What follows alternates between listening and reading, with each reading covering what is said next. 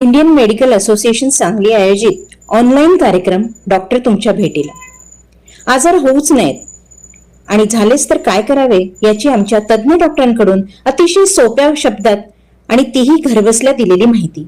आतापर्यंत अनेक महत्वाच्या विषयांवर वेबिनार सादर. हे वेबिनार आपण आमच्या IMA सांगली आरोग्य जागृती या YouTube चॅनेलवर केव्हाही बघू शकता. डोळ्यांची काळजी, विकार आणि त्यावरचे उपचार, लहानग्यांचे आरोग्य, विकार आणि उपचार, स्त्री जीवनातील विविध टप्प्यात येणाऱ्या समस्यांचे स्त्रीरोग तज्ज्ञांच्याकडूनच मार्गदर्शन, डायबेटीस अर्थात मधुमेहाविषयी सर्व काही, दानात श्रेष्ठ दान, नेत्रदान, रक्तदान, त्वचादान आणि अवयवदान याविषयीची सर्व माहिती, मानदुखी, कंबरदुखी अर्थात मणक्यांच्या विकारांबद्दल सर्व काही, मुखदंतरोग समस्या, उपचार आणि प्रतिबंध, त्वचा विकारांपासून ते आधुनिक सौंदर्य उपचार पद्धतीपर्यंत सर्व काही, भूलभुलैया अर्थात भूलशास्त्र आणि भूलतज्ञ. जर एखादे वेबिनार मिस झाले असेल तर काळजी नको. तुम्ही IMA सांगली आरोग्य जागृती या YouTube चॅनलवर केव्हाही हे वेबिनार बघू शकता. तेव्हा आमच्या चॅनलला सबस्क्राईब करायला विसरू नका आणि इतरांना सांगायलाही विसरू नका. कुरुत्वं कल्याणं आरोग्यं धनसम्पदः. शुभं कुरुत्वं कल्याणं आरोग्यं धनसम्पदः. शत्रुबुद्धिविनाशाय दीपज्योतिर्नमोऽस्तुते. दीपज्योतिर्नमोऽस्तुते. शुभं कुरुत्वं कल्याणं आरोग्यं धनसम्पदः. शुभं कुरुत्वं कल्याणं आरोग्यं धनसम्पदः.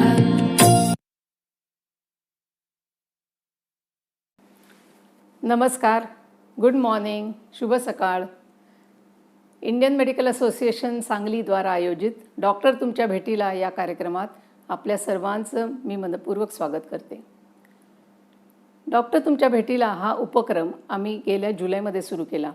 आतापर्यंत या उपक्रमात 13 भाग प्रसारित झालेले आहे. आजचा 14वा भाग आम्ही प्रसारित करत आहोत.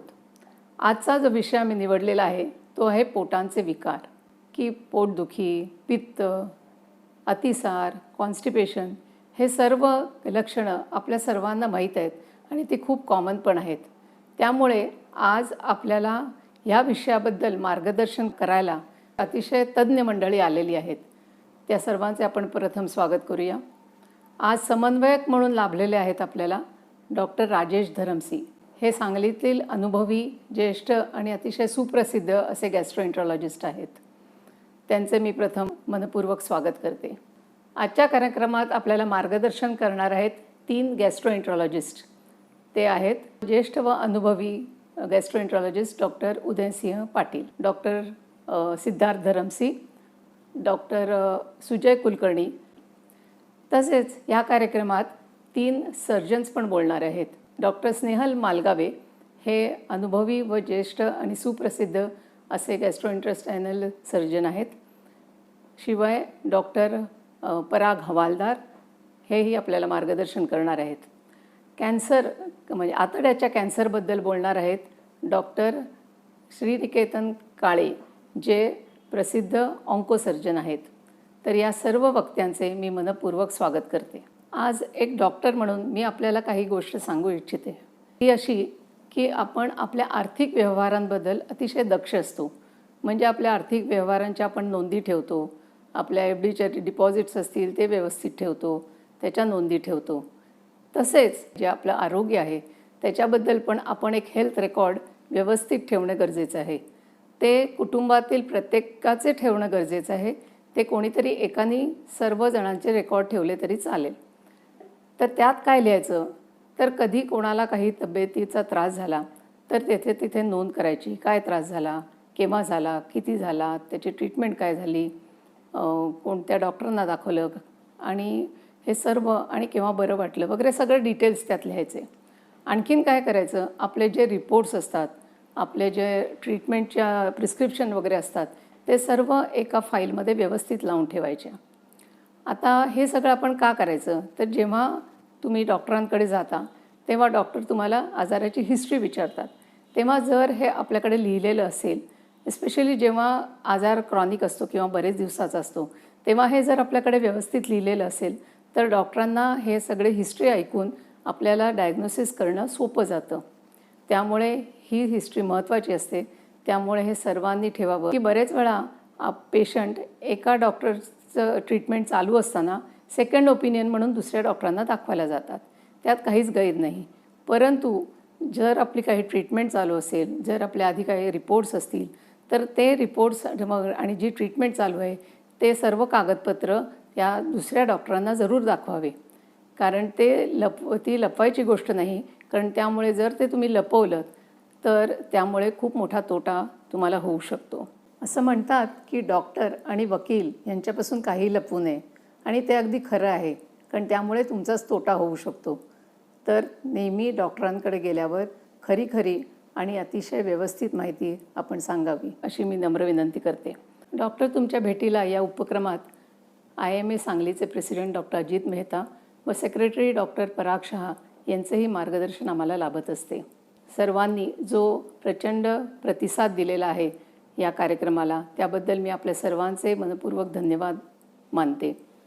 तसंच ह्या जनजागृतीच्या कार्यात आपण सहभागी व्हावे व ही माहिती जास्तीत जास्त लोकांपर्यंत पोचवावी अशी मी आपल्याला कळकळीची विनंती करते. IMA सांगली आरोग्य जागृती ह्या YouTube चॅनलला आपण सबस्क्राईब करावे व इतरांनाही करायला सांगावे. या कार्यक्रमाबद्दल आपल्या काही सूचना असतील, आपले काही अभिप्राय असतील किंवा आपले काही प्रश्न असतील तर फ्लायरमध्ये दिलेल्या कॉन्टॅक्ट नंबरवर आपण आम्हाला जरूर कळवावे. आपल्या सर्वांना सुख शांती निरामय आरोग्य लाभो ही ईश्वरचरणी प्रार्थना करते व या कार्यक्रमाचे पुढील सूत्रे आजचे समन्वयक डॉक्टर राजेश धरमसिंह यांना सुपूर्द करते. धन्यवाद. भारताच्या स्वातंत्र्याचे अमृत महोत्सव वर्षी श्रोते हो, आपल्या सगळ्यांना हार्दिक शुभेच्छा व अभिनंदन. भारताने या 75 वर्षात प्रचंड प्रगती केलेली आहे. तसंच पोटविकारशास्त्रामध्ये प्रचंड प्रगती झालेली आहे. ह्या 75 वर्षात पोटविकार हे अतिशय अवघड विभाग आहे आणि त्याच्यात ह्या प्रचंड प्रगतीमुळे सोपं झालं आहे. इवन छोटे छोटे गावात जसं आपण आहोत इथे सांगलीमध्ये सर्व प्रकारचे उपचार आम्ही करू शकतो. 2 विभागात प्रगती अतिशय अतुलनीय आहे. एक आहे एंडोस्कोपी आणि दुसरं आहे लॅप्रोस्कोपी. एंडोस्कोपीमध्ये आम्ही पूर्ण पचनसंस्थेच्या कोनाकोपऱ्यात जाऊन आम्ही निदान करू शकतो आणि आम्ही ट्रीटमेंटही करू शकतो, बरंही करू शकतो पेशंटना.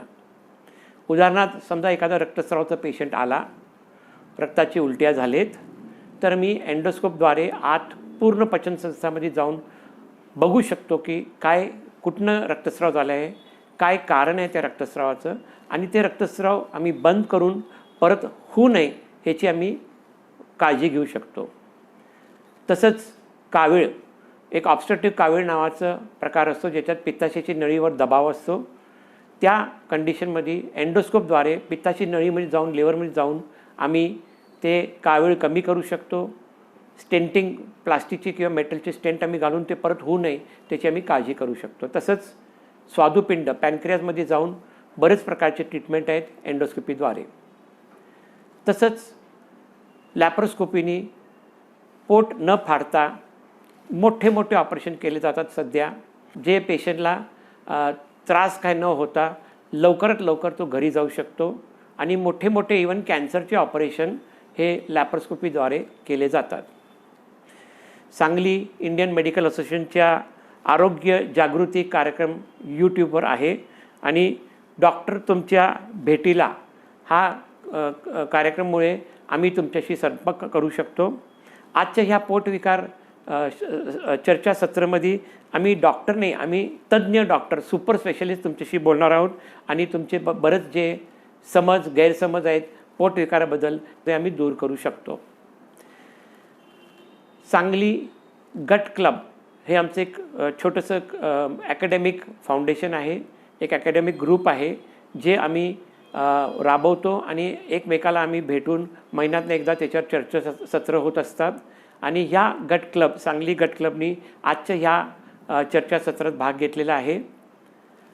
यात पहिले म्हणजे डॉक्टर उदयसिंह पाटील, हे सांगलीतले मशहूर चांगले पोटविकार तज्ज्ञ आहेत, जे सांगलीमध्ये प्रॅक्टिस करतात 20-22 वर्षापासून आणि चांगली सेवा देतात सांगलीकरांना आणि आजूबाजूच्या सगळे लोकांना.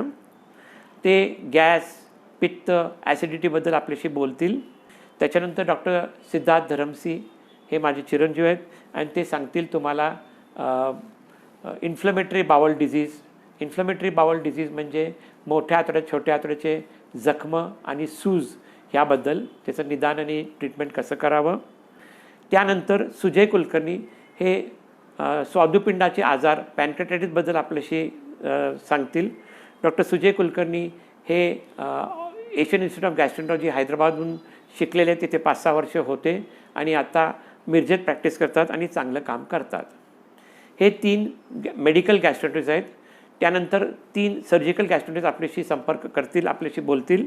एक आहेत डॉक्टर स्नेहल मालगावे, हे लॅप्रोस्कोपीचे दादा म्हटले जातात, ह्या एरियामधले पहिले लॅप्रोस्कोपिक सर्जन आहेत आणि ते आपल्याला रोजचं जे काय आजार असतात जसं की हर्निया ह्याच्याबद्दल आपल्याशी बोलतील आणि त्याचा उपचार कसं करायचं त्याच्याबद्दल पण सांगतील. त्यानंतर मिरजेचे डॉक्टर पराग हवालदार, हे लॅप्रोस्कोपिक सर्जन आहेत. हे पित्ताशयाचे खडे व पित्ताशयाच्या आजाराबद्दल माहिती देतील आणि लॅप्रोस्कोपी पद्धतीने कसं काय आम्ही आजाराचं ट्रीटमेंट करू शकतो ह्याच्याबद्दल आपल्याशी बोलतील. आणि शेवटी डॉक्टर श्रीनिकेतन काळे, हे यंग डायनामिक कॅन्सर सर्जन आहेत आणि हे डॉक्टर काळे सांगलीत प्रॅक्टिस करतात, मिरजेतलाही असतात आणि ते बरंच काम करतात कॅन्सरवर. नवीन ऑपरेटिव्ह पद्धती पण त्यांनी सुरू केलेल्या आहेत. आणि डॉक्टर काळे आपल्याला कॅन्सर ऑफ द कोलॉन म्हणजे मोठ्या आतड्याचे कॅन्सरबद्दल सांगतील. मी डॉक्टर राजेश धरमसी, शेवटच्या 33 वर्षापासून प्रॅक्टिस करतो सांगलीमध्ये. मी एक पोटविकार तज्ज्ञ मेडिकल गॅस्ट्रोएंटरॉलॉजिस्ट आहे आणि ह्या सगळे माझे सहकार्याबरोबर मी आपल्या गैरसमज दूर करण्यासाठी मदत करतो आहे. या चर्चासत्रात मी पहिल्यांदा बोलवीन डॉक्टर उदय पाटील. मी त्यांना आमंत्रित करतो पहिलं लेक्चर द्यायला. मी डॉक्टर उदयसिंह पाटील, पोटविकार तज्ज्ञ सांगली. आज IMAच्या माध्यमातून पोटाच्या विकारामधील पित्तविकार याविषयी आज आपण चर्चा करणार आहोत. आपण रात्री जेवायला वेळ झाल्यापासून ते काही जागरणापासून ते बाहेर जेवायला जाण्यापासून ते काही वेळेला जठर आणि अन्नलिकाच्या कॅन्सरपर्यंत इतक्या वेगवेगळ्या कारणामुळं पित्ताचा त्रास होतो. त्यामुळे ह्या पित्तविकारांविषयी थोडंसं चर्चा करणं आपल्या दृष्टीनं खूप गरजेचं आहे. या पित्तविकारामध्ये साधारणपणे सगळ्यात कॉमनली आम्हाला जो आजार सापडतो त्यांना गॅस्ट्रोइसोफेजल रिफ्लक्स डिसऑर्डर किंवा डॉक्टर GERD या नावाने संबोधतात. जर जगाच्या लोकसंख्येचा विचार केला तर साधारणपणे 40 ते 50% लोकांना वर्षातून एकदा का होईना जळजळ, मळमळ आणि पित्ताच्या तक्रारी जाणवतात. पण त्यातील 15 ते 20% रुग्णांना साधारणपणे आठवड्यातून 2 वेळा तक्रारी जाणवतात आणि त्या रुग्णांच्या मध्ये GERD हा आजार असण्याची शक्यता जास्त असते. तर प्रथमतः GERD हा एकटाच आजार आहे का पित्त तक्रारीसाठी? नाही. तर बऱ्याच वेळेला अन्नमार्गाचा कॅन्सर, जठराचा कॅन्सर, वेदनाशामक गोळ्यांच्यामुळे जठराला सूज आणि काही अन्य गंभीर आजारांच्यामुळे सुद्धा पित्ताच्या तक्रारी जाणवतात.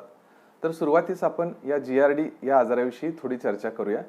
नॉर्मली निसर्गतः अन्ननलिकाची रचना आणि पचनक्रिया याच्यामध्ये थोडंसं संतुलन राहणं कायम गरजेचं असतं. ते संतुलन कसं साधलं जातं तर आपण ज्यावेळेला घास तोंडात घेतो, साधारण आपल्या शास्त्राप्रमाणे तो 32 वेळाला चावतो, त्यावेळेला आपल्या तोंडातील लाळ, ज्याला आम्ही सलावा म्हणतो, जी अल्कलाइन मीडियममध्ये असते, ज्यामध्ये बायकार्बोनेट जास्त असतात, ते मिसळली जाते आणि तोंडातून ते अन्न, लाळ मिक्स झालेलं अन्न अन्ननलिकेतून जठरामध्ये सरकवलं जातं.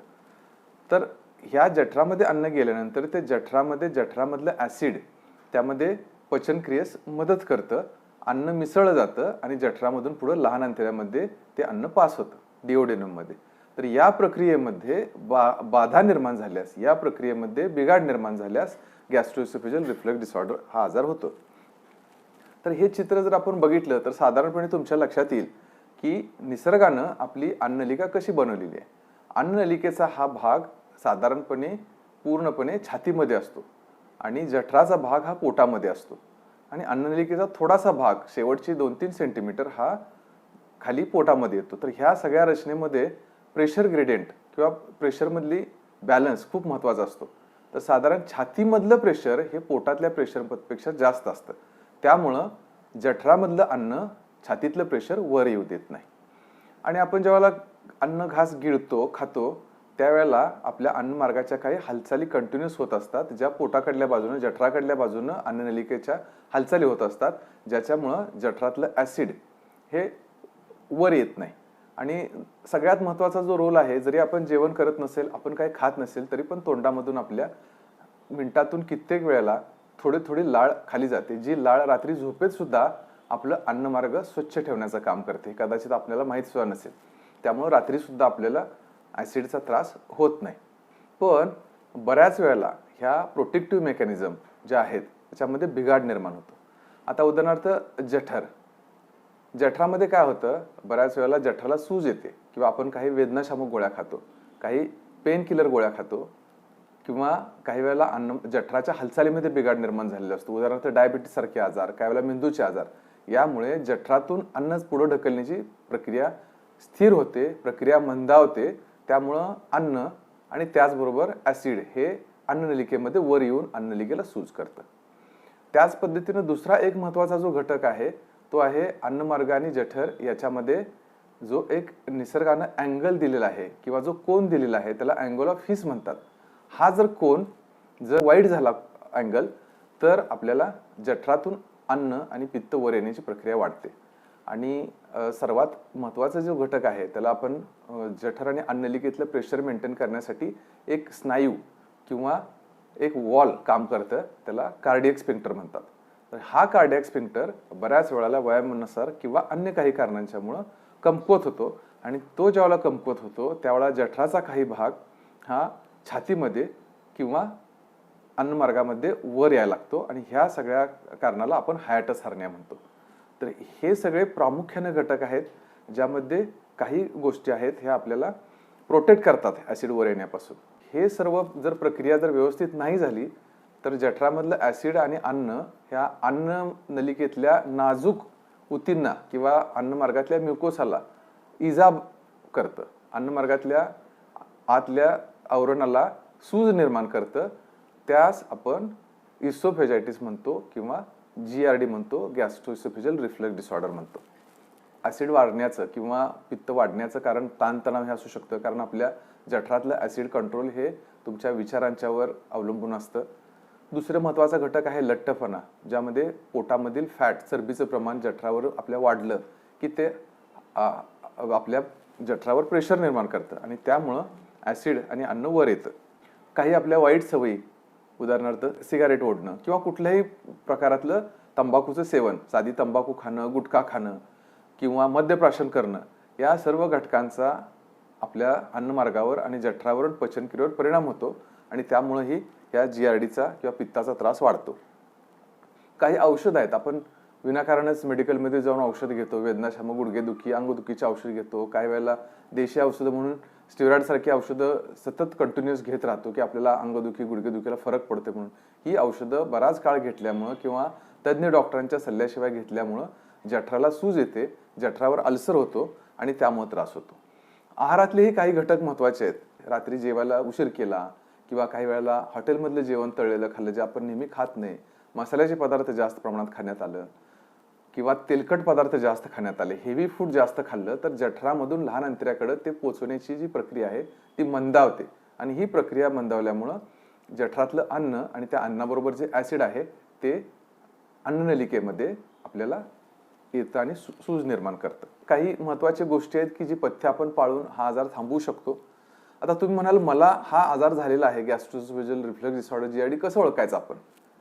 तर याची काही प्रामुख्याने लक्षणं आहेत. त्या लक्षणामध्ये 80 ते 90% लोकांच्या मध्ये छातीमध्ये जळजळ, मळमळ ही लक्षणं देतात. बऱ्याच लोकांना अन्नमार्गात उलटं अन्न येणं, जठरामधून तोंडात कडू पाणी येणं, जळजळणं, गुळणे येणं, उलटी होणं, छातीमध्ये दुखणं आढळतात. दोन कॅटेगरीमध्ये विभागतो की एक इसोफेजियल सिम्पटम्स म्हणतो ज्याला अन्नमार्गामध्ये येणारी लक्षणं, आणि दुसरी एक्स्ट्रा इसोफेजियल सिम्पटम्स म्हणजे अन्नमार्ग सोडूनही काही अवयवांच्यावर ह्या ॲसिडचा, ह्या रिफ्लक्सचा दुष्परिणाम होतो. जसं मी तुम्हाला सांगितलं की या GRD मध्ये नुसतंच अन्नमार्गाला प्रॉब्लेम होतो असं नाही. बऱ्याच वेळेला हे रुग्ण कार्डिओलॉजिस्टकडे म्हणजे हृदयाच्या डॉक्टरांच्याकडे रात्री हार्ट अटॅक आला म्हणून ॲडमिट होतात. का? तर यांचं रात्री ॲसिड वर येतो खूप आणि ॲसिड इतकं जळजळतं की त्यांना हार्ट अटॅक आल्याची भावना होते आणि ते हार्ट अटॅकचा विकार झालाय म्हणून ॲडमिट होतात. म्हणजे हे लोक कार्डिओलॉजिस्टकडे पण जातात.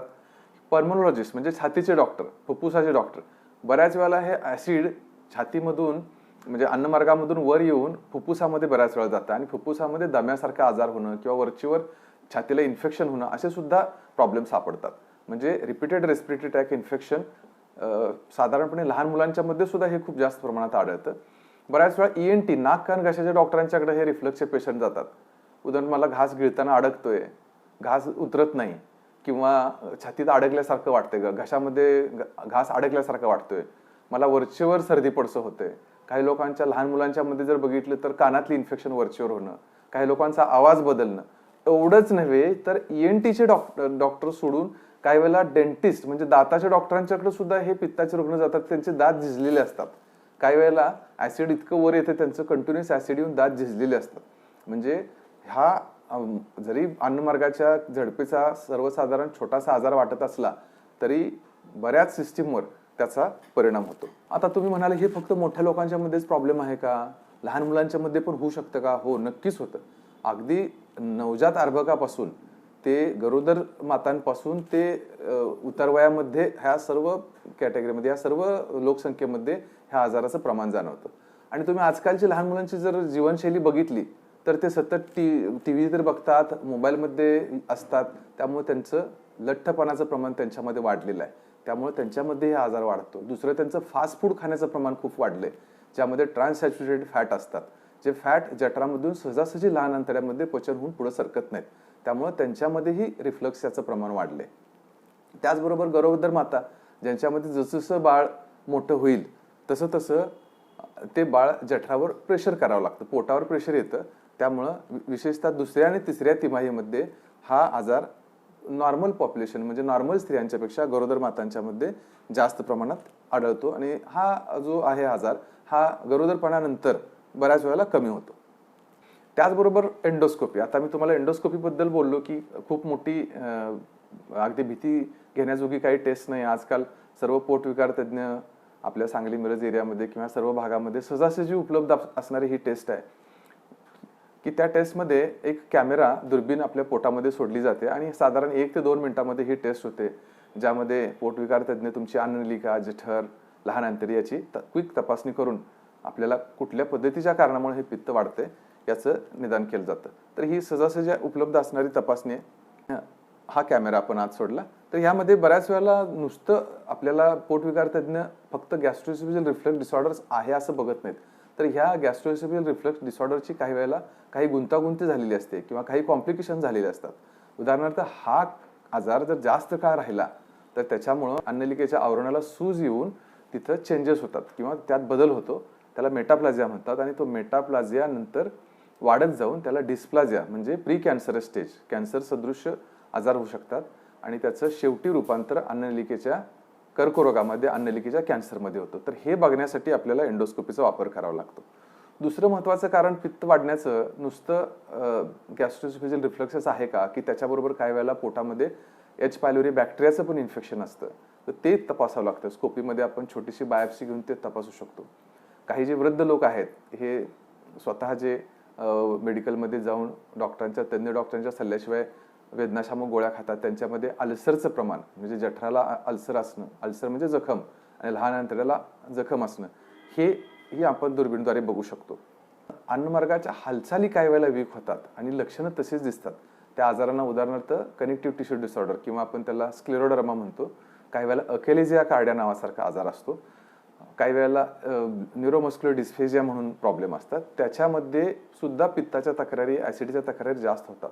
तर अन्नमार्गाचे स्नायू तुमचे काही व्यवस्थित आहेत का, त्याच्यामध्ये काय फॉल्ट आहे, तर हे देखील आपल्याला ऑपरेशन करायच्या अगोदर खात्री करावं लागतं. आणि त्यासाठी आम्ही इसोफेजियल मॅनोमेट्री ह्या तपासणीचा आजकाल उपयोग करतो. ही तपासणी ही आपल्यासारख्या शहरामध्ये सहजासहजी उपलब्ध आहे. छोटंसं प्रोब आपल्याला नाकामधून आत सोडला जातो आणि ॲक्च्युअल अन्नमार्गातलं प्रेशर किती आहे हे चेक करता येतं, किंवा झडप किती वीक झालेली आहे किंवा दुसरा कुठला प्रॉब्लेम आहे का ते आपल्याला अतिशय सहजासहजी 5 मिनिटांमध्ये बघता येतं. पण हा सगळ्या तुमच्या पित्ताच्या तक्रारी ह्या बऱ्याच वेळेला गॅस्ट्रोइसोफेजियल रिफ्लक्स डिसऑर्डर ह्या आजारामुळे असतात असं मुळीच नाही आहे, बाकीचीही कारणं असतात. तर आता नवीन तंत्रज्ञानानुसार pH-मेट्री ही तपासणी सहजासहजी आपल्या भागामध्ये आपल्याकडे अवेलेबल आहे. त्यामध्ये ॲक्च्युअल ॲसिड 24 तासामध्ये किती वर येतं तेही तपासता येतं आपल्याला. त्याचं मूल्यांकन करण्यासाठी एक छोटासा प्रोब नाकातून आपण टाकतो आणि पेशंटच्या हातामध्ये सेन्सॉर देतो. त्या सेन्सॉरमध्ये पेशंटला आपण समजावून सांगतो की तुम्हाला कुठला त्रास झाल्यानंतर कुठले बटन दाबायचे, आणि त्याचं एक डिमॅस्टर कॉम्प्लेक्स स्कोअर येतं ज्यामध्ये आपण पेशंटचे जे सिम्पटम्स आहेत म्हणजे जी लक्षणं आहेत आणि त्याचं 24 तासामध्ये ॲसिड वर येण्याचं प्रमाण किती आहे त्या कंपोजिट स्कोअरमध्ये मोजतो. आणि हे आजकालच्या वैद्यकीय क्षेत्रामधल्या जर विचार केला, नवीन आत्ताच्या कन्सेप्टचा विचार केला तर हे गोल्ड स्टँडर्ड किंवा सर्वात अचूक निदान पद्धती मानली गेलेली आहे. आता तुम्ही विचार कराल की सगळ्याच रुग्णांना नेहमी औषध घेण्याची गरज आहे का, सगळेच रुग्ण औषधं लाईफ लॉंग घ्यायची गरज असते का, असं काही नाही. मी जसं बोललो तसं साधारणपणे 50-60% लोकांना कधी ना कधी पित्ताच्या तक्रारी होतात. त्यांनी थोडंसं त्यांच्या जीवनशैलीमध्ये बदल केला तर फरक पडतो. मी मगापासून जसं सांगत आलोय की तुमचं फॅट, पोटावरले चरबीचं प्रमाण, अबडॉमिनल फॅट जे आपल्यासारख्या भारत देशामध्ये एक शाप ठरलेलं आहे, ते आपल्या बऱ्याच आजारांचं कारण आहे. ते जर कमी केलं आपण तर साधारणपणे 20-30% सिम्पटम्स कमी होतात. तुमचं जर 5 ते 10% तुमच्या वजनापेक्षा जर तुम्ही कमी आला किंवा नॉर्मल बॉडी मास इंडेक्स जो आहे 18 ते 23.5 पर्यंत जर तुम्ही राहिला BMI, तर तुमच्या ह्या तक्रारी निश्चित त्यामध्ये सुधारणा होते, कमी होतात. आपली जी वाईट सवयी आहेत, व्यसनं आहेत, उदाहरणार्थ धूम्रपान, मद्यप्राशन, हे जर आपण थांबवलं तरी बऱ्याच लोकांच्या तक्रारी कमी होतात. ज्यांना हायॅटस हार्निया आहे त्यांना आम्ही सजेस्ट करतो की तुम्ही तुमचा जो बेड आहे, बेडकडलं डोक्याकडला जो भाग आहे तिथं डोक्याखाली 2 विटा ठेवा बेडच्या, म्हणजे तुमचं ॲसिड वर येण्याचं प्रमाण रात्रीचं कमी होईल. दुसरं महत्त्वाचं म्हणजे विनाकारण आपण रात्रीचं आजकाल TV बघत बसतो, मोबाईल बघत बसतो, रात्रीचं झोप व्यवस्थित नाही, त्यामुळे उशिरा जेवणं आणि उशिरा झोपणं आणि जेवलं की लगेच झोपणं ह्या देखील आपण बदल करणं गरजेचं आहे. दिवसातून 2 वेळा पोटभर गच्च जेवणं, याच्यापेक्षा आपण ह्या रुग्णांना जर थोडं 4-5 वेळा खायला सांगितलं तरी सुद्धा त्यांच्या तक्रारी कमी होतात. कमरेचे बेल्ट आणि कपडे फिट न वापरणं, ह्या थोड्याशा आपण जीवनशैलीमध्ये जर बदल केला तर तुम्हाला निश्चित फरक पडेल. आणि बऱ्याच वेळेला आपल्याला यामध्ये जर औषध गोळ्याने फरक पडत नसेल किंवा हायॅटस हार्नियासारखा डिफेक्ट जर राहत असेल तर जीवनशैली, औषध पद्धती आणि त्यानंतरचं शेवटचा पर्याय ऑपरेशन्स किंवा आपण त्याला सर्जरी म्हणतो. ते आजकाल लॅप्रोस्कोपीने सुद्धा खूप अगदी छोटे इन्सिजन घेऊन, म्हणजे विना टाक्याची सर्जरी तुमच्या भाषेत सांगायचं झालं तर त्यामध्ये जे वॉल वीक झालेलं आहे जठरणी अन्नलिकेचं ते आपण रिपेअर करून घेऊ शकतो किंवा टायटन करून घेतो. आणि ह्या 3 पद्धतीनं आपल्याला बऱ्याच वेळेला म्हणजे ऑलमोस्ट 90 to 95% पेशंटना फरक पडतो. आता हा आजार दीर्घ काळ राहिला, आपण दुर्लक्षित केला तर गुंतागुंत होऊ शकते का? हो, नक्कीच गुंतागुंत होऊ शकते. जसं आपण बोललो तसं रक्त कमी होणं, काही वेळेला अन्नमार्ग अरुंद होणं ज्यासाठी दुर्बिणीद्वारे मोठा करायला लागतो आपल्याला, काही वेळेला रक्त कमी होणं आणि बराच काळ जर आजार राहिला तर त्याचं कॅन्सरमध्ये रूपांतर होणं, काही लोकांना दम्यासारखा आजार जडणं, काही लोकांना ENT मध्ये प्रॉब्लेम, दातामध्ये प्रॉब्लेम, अशा वेगवेगळ्या सिस्टीममध्ये प्रॉब्लेम होतात. लहान मुलांच्या मध्ये सुद्धा वरचेवर फुफ्फुसाला इन्फेक्शन होतं. तर अशी कॉम्प्लिकेशन टाळण्यासाठी आपण वेळीच उपचार करून हा आजार थांबवू शकतो. आणि मला एकच फक्त यामध्ये मुद्दा सांगायचा आहे की सगळ्याच पित्ताच्या तक्रारीमध्ये अल्सर असतो किंवा अन्ननलिकेमध्ये सूज असते असं नाही. बऱ्याच वेळेला अन्ननलिकेला काही सूज न येता तुमची एंडोस्कोपी, मॅनोमेट्री, pH-मेट्री सगळ्या तपासण्या नॉर्मल असताना सुद्धा वरचेवर पोटात दुखणं, पोटात गॅस होणं, पोट फुगणं, पोट गच्च होणं आणि पित्ताच्या तक्रारी होतात. इनफॅक्ट हे मी म्हणेन सर्वात जास्त कॉमन कारण आहे पित्ताच्या तक्रारी व्हायचं. त्याला नॉन अल्सर डिस्पेप्सिया किंवा आपण NUD म्हणतो. फक्त एंडोस्कोपी केल्याशिवाय बऱ्याच वेळेला आपल्याला हे नॉन अल्सर डिस्पेप्सिया आहे का, GRD आहे का, अल्सर आहे हे समजू शकत नाही. पण ह्या नॉन अल्सर डिस्पेप्सियाचं सुद्धा महत्त्वाचं कारण आपली बदलती जीवनशैली, ताणतणाव, अन्नमार्गाच्या हालचालीमध्ये थोडासा कमकुवतपणा येणं हे आहे. तर मी श्रोत्यांना एवढंच सांगू शकतो की तुम्ही योग्य वेळी तक्रारी जास्त राहत असेल तर तज्ज्ञ डॉक्टरांचा सल्ला घ्या, जीवनशैलीमध्ये बदल करा, विनाकारण औषधं खाऊ नका, योग्य त्या तपासण्या योग्य त्या वेळी करून घ्या आणि पित्ताच्या तक्रारीपासून तुम्ही मुक्ती मिळवा. थँक्यू. डॉक्टर उदय पाटीलच्या ह्या इन्फॉर्मेटिव्ह लेक्चरनंतर सेकंड लेक्चर आहे डॉक्टर सिद्धार्थ धरमसीचं, जे आपल्याला इन्फ्लमेटरी बावल डिसीज, जे मी सांगितलं तुम्हाला की मोठ्या आतड्यात आणि छोट्या आतड्यात सूज आणि जखम निर्माण होतात, ह्याबद्दल सांगतील डॉक्टर सिद्धार्थ धरमसी. नमस्कार, मी डॉक्टर सिद्धार्थ धरमसी. मी एक गॅस्ट्रोलॉजिस्ट आहे आणि सांगलीमध्ये प्रॅक्टिस करतो. मी तुमच्याशी आज अतिसार आणि बद्धकोष्ठतावर बोलणार आहे. अतिसार म्हणजे डायरिया आणि बद्धकोष्ठता म्हणजे कॉन्स्टिपेशन. मी IMS सांगलीचा आभार व्यक्त करतो की त्यांनी मला ऑपॉर्च्युनिटी दिली तुमच्याशी बोलायला. So thank you IMS Sangli. पहिलं मी तुमच्याशी पचन संस्थावर बोलणार आहे. तोंडातून जेवण घेतल्यानंतर लाळ ग्रंथी लाळ तयार करते आणि ते जेवणबरोबर मिक्स होते. अन्ननलिकेतून जेवण जठरमध्ये ढकललं जातं. जठरमध्ये पित्त हे जेवणाबरोबर मिक्स होतो आणि हा जेवण छोट्या आतडीला ढकललं जातं. छोट्या आतडीमध्ये लिव्हरचे आणि स्वादुपिंडाचे रस जेवणाबरोबर मिक्स होतात आणि पचनक्रिया होते. जेवण हे लहान आतड्यातून मोठ्या आतड्यामध्ये ढकललं जातं आणि मोठ्या आतड्याच्या शेवटच्या भागमध्ये म्हणजे गुदाशयमध्ये हे मळ साठलं जातं. साठलेलं मळ गुदद्वारमधून ढकललं जातं. पहिले मी तुमच्याशी अतिसारवर बोलणार आहे. अतिसार म्हणजे जुलाब. हे इंग्रजीमध्ये ह्याला डायरिया म्हणतात. 24 तासात किमान 3 वेळा पातळ मळ होत असेल तर आपण त्याला अतिसार म्हणतो. अतिसारचे 3 प्रकार आहेत. तीव्र म्हणजे अक्यूट डायरिया, आमांश म्हणजे डिसेंट्री आणि जुनात म्हणजे क्रॉनिक डायरिया. अक्यूट डायरिया म्हणजे तीव्र अतिसारचे कारण आहेत अन्नविषबाधा, अन्नाची एलर्जी किंवा काही औषधांमुळे पण अतिसार होऊ शकतो. आमांश म्हणजे डिसेंट्री, ह्याच्यात मळमध्ये रक्त आणि शेम मिक्समध्ये पडतं. हे अमिबासारखे इन्फेक्शनमुळे होतो किंवा बॅक्टेरियाच्या इन्फेक्शनमुळे होतो.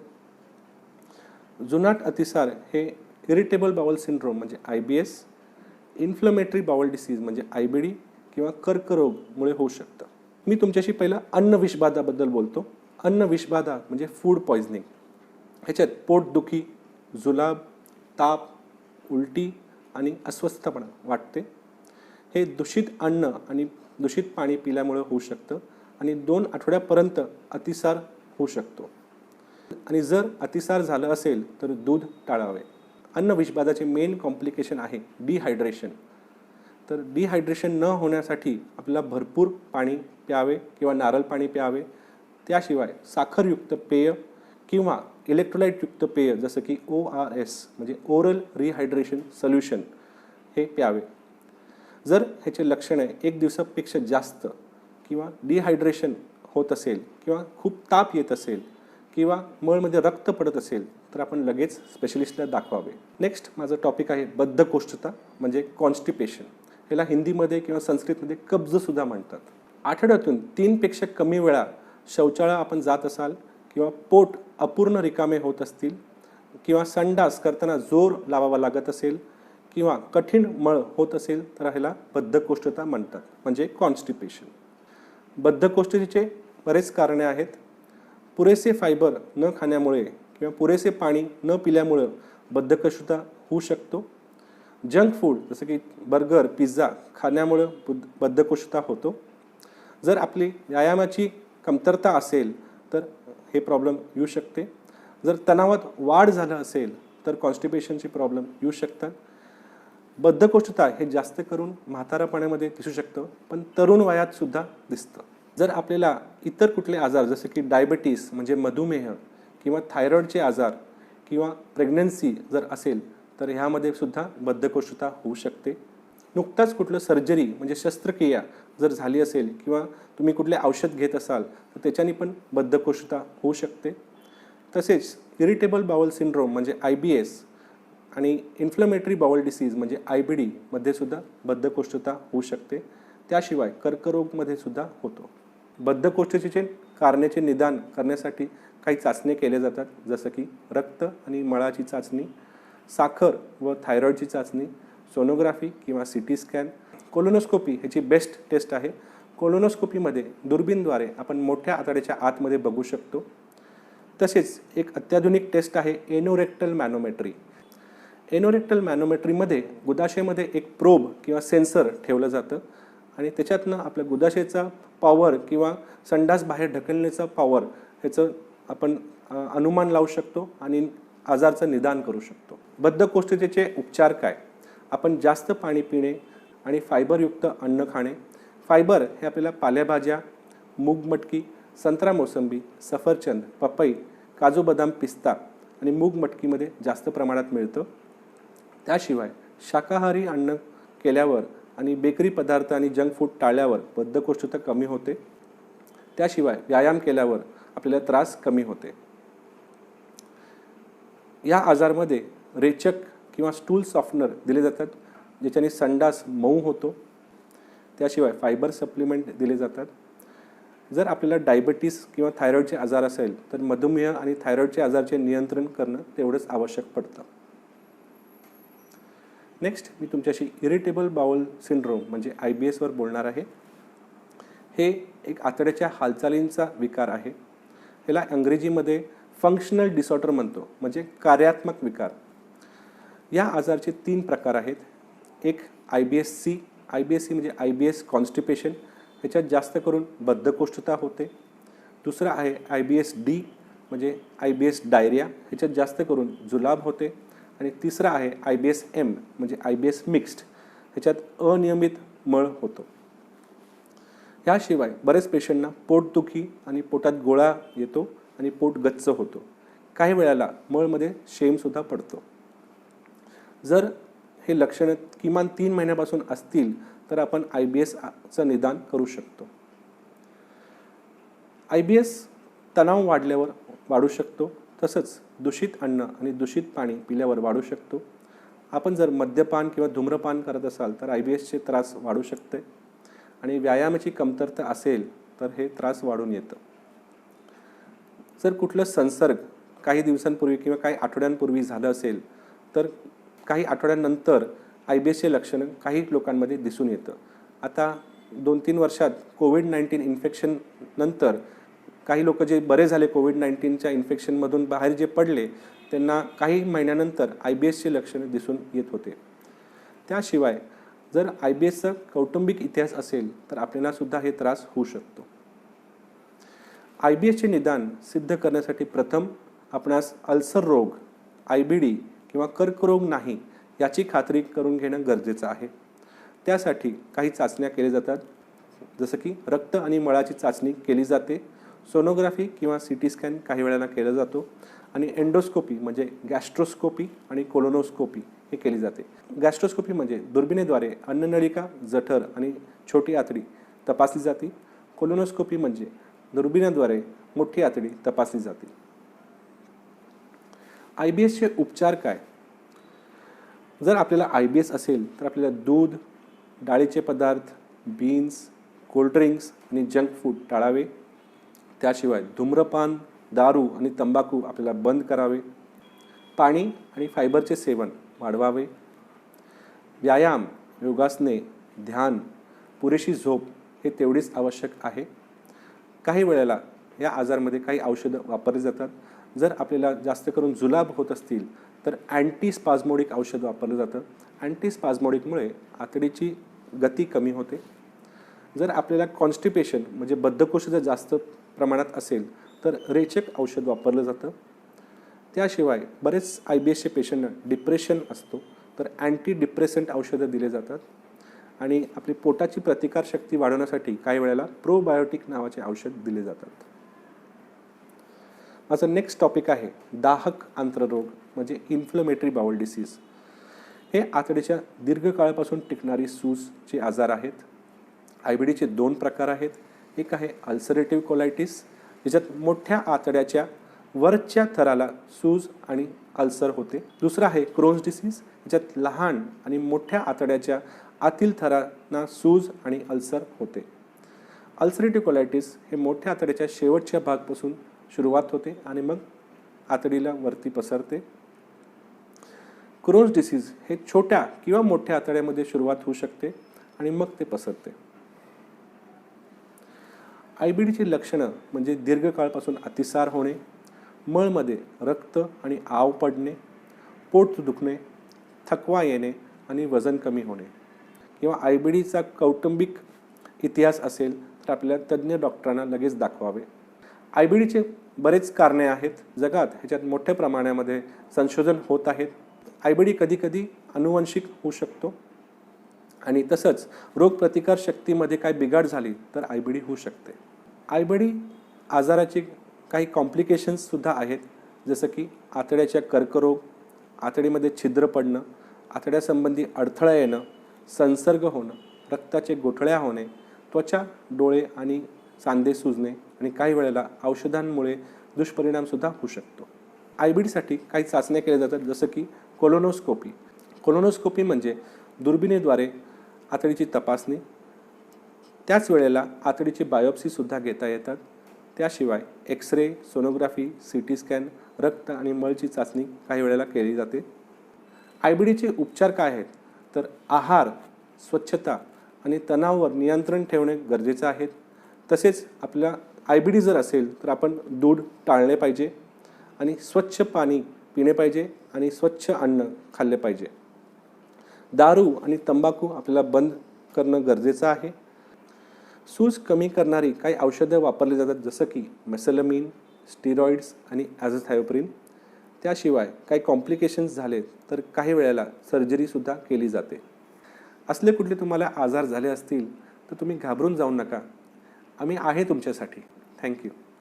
डॉक्टर सिद्धार्थ धरमसेनी आता अतिसार आणि बद्धकोष्ठतावर, इन्फ्लमेटरी बाउल डिझीज आणि इरिटेबल बाउल सिंड्रोमवर जे माहिती आपल्याला दिली ते अतिशय छान होतं. यानंतर पोटदुखी आणि क्रॉनिक पॅनक्रियाटायटिसबद्दल डॉक्टर सुजय कुलकर्णी आपल्याला माहिती देतील. Doctor Sujay Kulkarni, please. नमस्कार, सुजय कुलकर्णी, पोटविकार तज्ज्ञ. तर पोटाचे जे साधारणपणे दुखण्याची जी कारणं आहेत त्यांचं 2 प्रकारात सर्वसाधारणपणे वर्गीकरण केलं जाऊ शकतं. एक आहे म्हणजे तीव्र स्वरूपाच्या पोटातील जे काही आजार आहेत ते, आणि दुसरं हे जुनाट किंवा क्रोनिक ॲब्डॉमिनल पेन आपण ज्याला म्हणतो, जुनाट स्वरूपाचे आजार आहेत ते. तर काही कॉमन तीव्र स्वरूपाच्या पोटातील जी दुखण्याची जी कारणं आहेत ती आधी जाणून घेऊया. तर सगळ्यात पहिलं आहे अपेंडिसायटिस. प्रेक्षकांना सगळ्यांना अपेंडिक्स हा वर्ड अगदी कॉमनली माहिती असेल. तर अपेंडिसायटिसचं जे दुखणं असतं ते सुरुवातीला पोटाच्या मध्यभागी असू शकतं, म्हणजे नाभीच्या ठिकाणी असतं. हळूहळू ते पोटाच्या उजवीकडच्या खालच्या भागात सरकतं आणि जी अपेंडिक्सची पोटातील जागा असते म्हणजे तीच असते आणि ते तिथं सरकतं आणि ज्याला आपण म्हणजे शास्त्रीय भाषेत मॅकबर्नीज पॉईंट म्हणतो. तर तिथे दुखणे हे अपेंडिक्सचं लक्षण समजलं जातं आणि त्याचबरोबर दुखण्याबरोबर रुग्णाला उलटी किंवा ताप अशी लक्षणे या बाबतीत संभवतात. पुढचं एक आहे ते म्हणजे परफोरेटेड पेप्टिक अल्सर. याच्यामध्ये जठराला किंवा आतड्याला छिद्र पडतं आणि जठरातले जे पाचक रस आणि ॲसिड आहे ते सगळे पोटात सांडतात आणि त्याच्यामुळे तीव्र स्वरूपाचं दुखणं होतं. तर हे अगदी तीव्र स्वरूपाचं दुखणं असतं. सर्वसाधारणपणे पोटाच्या सर्व भागात असतं. थोडी जरी हालचाल केली तरी हे दुखणं वाढतं आणि त्यामुळे रुग्ण शांत अवस्थेत एकाच ठिकाणी शांत अवस्थेत पडून राहणे पसंत करतो. याचबरोबर पोट फुगणे, उलटी अशा प्रकारची लक्षणे सुद्धा या प्रकारच्या आजारात संभवतात. ॲक्यूट पॅनक्रियाटायटिस, स्वादुपिंडाचा तीव्र स्वरूपाचा दाह, ज्याच्यामध्ये हे सर्व नाभीच्या वरच्या भागात सर्वसाधारणपणे हे दुखणं असतं. हे काही तासातच खूप तीव्र स्वरूपाचं रूप धारण करतं आणि उलटी, ताप, पोट फुगणे अशा प्रकारच्या लक्षणं पण या गोष्टीत संभवतात. मोठ्या आतड्याला छिद्र पडणे, त्याला आपण रप्चर्ड सिग्मॉइड डायव्हर्टिक्युलम असं म्हणतो. जे दुखणं असतं ते पोटाच्या खालच्या आणि लेफ्ट साईडमध्ये असू शकतं, डाव्या बाजूला खालच्या असू शकतो. त्याचप्रमाणे शौचास त्रास संभवतो. पुढचं आणखीन एक आहे म्हणजे अंडाशयाचा पीळ किंवा ओव्हारियन टॉर्शन. तर हे सर्वसाधारणपणे स्त्रियांमध्ये बघायला मिळतं. तर यामध्ये अंडाशयाला पीळ पडल्यामुळे, अंडाशयाचा रक्तपुरवठा थांबल्यामुळे दुखणं संभवतं आणि हे शक्यतो नाभीच्या खालच्या भागात असतं आणि ह्याचबरोबर मळमळणे किंवा उलटी अशा प्रकारची लक्षणे सुद्धा असू शकतात. आणखीन एक सगळ्यात शेवटचं म्हणजे पोटातील मोठ्या धमनीतून रक्तस्राव. तर अचानकपणे झालेला ह्या रक्तस्रावामुळे हे पेन अगदी शार्प असतं. ते कधी कधी पोटात असतं, काही वेळेला पाठीलाही असू शकतं आणि एकदम खूप मोठा रक्तस्राव झाल्यामुळे चक्कर येणे किंवा हार्ट रेट वाढणे किंवा अंधारी येणे अशा प्रकारची लक्षणे सुद्धा पोटाच्या दुखण्याबरोबर या आजारात संभवतात. तर पुढचा जो प्रकार आपण दुसरा जो होता म्हणजे जुनाट स्वरूपाच्या आजार किंवा ज्याला क्रोनिक ॲब्डॉमिनल पेन म्हणतो, तर त्याच्यामध्ये ही सगळी कॉजेस तुम्हाला जे दिसतात ती आहेत. तर अगदी कॉमन म्हणजे आम्लपित्ताचे आजार, ॲसिड पेप्टिकचे आजार, ॲसिड पेप्टिक डिसीज आपण ज्याला म्हणतो ते असतात. तर ते शक्यतो अशा प्रकारचं दुखणं हे पोटात मध्यभागी असतं. मळमळणे, जळजळणे, कधी कधी उलटी आणि संडासला काळी होणे अशा प्रकारच्या गोष्टी पण याच्यामध्ये होऊ शकतात. दुसरं जे आहे ते जुनाट प्रकारची आतड्यानं आलेली सूज म्हणजे इन्फ्लमेटरी बाउल डिसीज आपण ज्याला म्हणतो. याच्यामध्ये पचनसंस्थेचा कुठलाही भाग हा याच्यामध्ये इन्व्हॉल्व होऊ शकतो आणि सर्वसाधारणपणे नाभीच्या भोवती पेन, येणारं जाणारं दुखणं किंवा कंटिन्युअस स्वरूपाचं दुखणं अशा प्रकारचं दुखणं या आजारांमध्ये असू शकतं. खूप दिवसांचा जर आजार असेल तर अशा वेळेला संडासमधून रक्त पडणे किंवा वजन कमी होणे अशा प्रकारच्या गोष्टीसुद्धा यामध्ये संभवतात. तिसरा आणखीन एक कॉमन सगळ्यांना माहिती आहे गॉल ब्लॅडर, पित्ताशयाचे आजार. तर पित्ताशयाचे जे आजार आहेत त्याचं दुखणंही त्याच भागात म्हणजे उजव्या बाजूला वरच्या भागात असू शकतं. तर ते येणारं जाणारं दुखणं असू शकतं किंवा एकसारखं राहणारं दुखणंही असू शकतं. स्वादुपिंडाचे काही आजार, स्वादुपिंडाचे आपण तीव्र स्वरूपाचे आजार पाहिले. स्वादुपिंडाचे काही जुनाट आणि क्रोनिक आजार पण असतात. तर त्याच्यामध्ये जे दुखणं असतं ते सर्वसाधारणपणे नाभीच्या वरच्या बाजूला असतं आणि ते कधी कधी पाठीच्या साईडला पण जातं. आणि खूप दिवस जर हा आजार राहिला असेल त्याच्यामध्ये तेलकट शौचास होणे किंवा बराच वजन कमी होणे अशा प्रकारची लक्षणे सुद्धा पोटदुखीबरोबर संभवतात. पुढचा आपण बघायचं झालं तर लिव्हरचे आजार म्हणजे यकृताचे आजार ज्याला आपण हिपॅटायटिस म्हणतो. याच्यामध्ये लिव्हरची जी कॅप्सूल असते म्हणजे यकृताची जी आवरण असतं ते स्ट्रेच झाल्यामुळे किंवा त्याच्यावरती ताण पडल्यामुळे लिव्हरचं दुखणं संभवतं. सर्वसाधारणपणे हे दुखणं पोटाच्या वरच्या भागात उजव्या बाजूला असतं आणि हे एकसारखं दुखणं असतं म्हणजे कंटिन्युअस पेन आपण ज्याला म्हणतो तसं असतं. त्याच्यानंतर पचनातील बिघाड म्हणजे आतड्यांचे काही आजार ज्याच्यामध्ये पचनामध्ये कमी जास्तीपणा होऊ शकतो. तर अशा प्रकारच्या आजारांमध्ये बेंबीभोवती किंवा नाभीभोवती येणारं जाणारं कळ येऊन दुखणारं अशा प्रकारचं दुखणं असू शकतं. आणि जर हा आजार बऱ्याच दिवसांसाठी असेल तर याच्यात वजन कमी होणे किंवा अतिसार किंवा बद्धकोष्ठता ह्या पण गोष्टी संभवतात. आणि सगळ्यात शेवटी पण सगळ्यात महत्त्वाचं म्हणजे जे काही दुखणं आहे खूप दिवस चाललेलं आहे, कुठलंही खूप दिवस चाललेलं पोटातलं दुखणं अगदी एस्पेशली जर त्याच्यामुळे भूक मंदावणे किंवा वजन कमी होणे अशा प्रकारची लक्षणं असतील तर कॅन्सरची शक्यता नाकारता येत नाही. कुठलाही कॅन्सर कुठलंही लॉंग टर्म जुनाट दुखणं हे कॅन्सरचं सुरुवातीचं लक्षण असू शकतं. यानंतर आपण वळूया आपल्या मेन विषयाकडे म्हणजे स्वादुपिंडाच्या आजाराकडे. समजून घेऊया स्वादुपिंडाचा दाह. मित्रांनो आणि मैत्रिणींनो, स्वादुपिंड म्हणजे शरीरातील पचनाकरिता अतिशय महत्त्वाचा अवयव आहे. यात तयार होणारा पाचक रस नुसते खाल्लेले अन्नच पचवत नाही तर रक्तातील साखर नियमित करण्यासाठी लागणारे इन्सुलिन देखील स्वादुपिंडातच तयार होते. हल्ली बदलत्या जीवनशैलीमुळे किंवा वाढत्या व्यसनाधीनतेमुळे स्वादुपिंडाचा आजार हा वाढत आहे आणि त्याला आपण पॅनक्रियाटायटिस असे म्हणतो. यात स्वादुपिंडावर सूज येते आणि स्वादुपिंडाचे काम बिघडते. तर कसा ओळखायचा हा आजार, काय असतात याची लक्षणं? तर सर्वात महत्त्वाचं म्हणजे आणि अगदी त्याचं महत्त्वाचं लक्षण आहे ते म्हणजे तीव्र स्वरूपाचं पोटात दुखणं. सर्वसाधारणपणे हे दुखणं पोटातमध्ये वरच्या भागात असतं, बेंबीच्या वरच्या भागात असतं किंवा कधी कधी ते पाठीच्या भागात पण असू शकतं. त्याच्यामध्ये उलट्या होऊ शकतात किंवा पोटदुखी जर खूप जास्त दिवस असेल तर भूक मंदावणे, पचनशक्ती कमी होणे, खूप मोठ्या प्रमाणात वजन कमी होणे किंवा तेलकट शौचास होणे अशा प्रकारची लक्षणे संभवतात. कसा होतो हा आजार, काय याची कारणं असू शकतात? तर सर्वात अतिशय महत्त्वाचं कारण आणि जे सगळ्यात जगात सर्वात जास्त कॉमन कारण आहे ते म्हणजे दारूचे सेवन. दारू कोणत्याही स्वरूपात असो, ते देशी विदेशी बियर असो किंवा विस्की असो, कोणत्याही प्रकारच्या अल्कोहोलमुळे आपल्याला पॅनक्रियाटायटिस होऊ शकतो.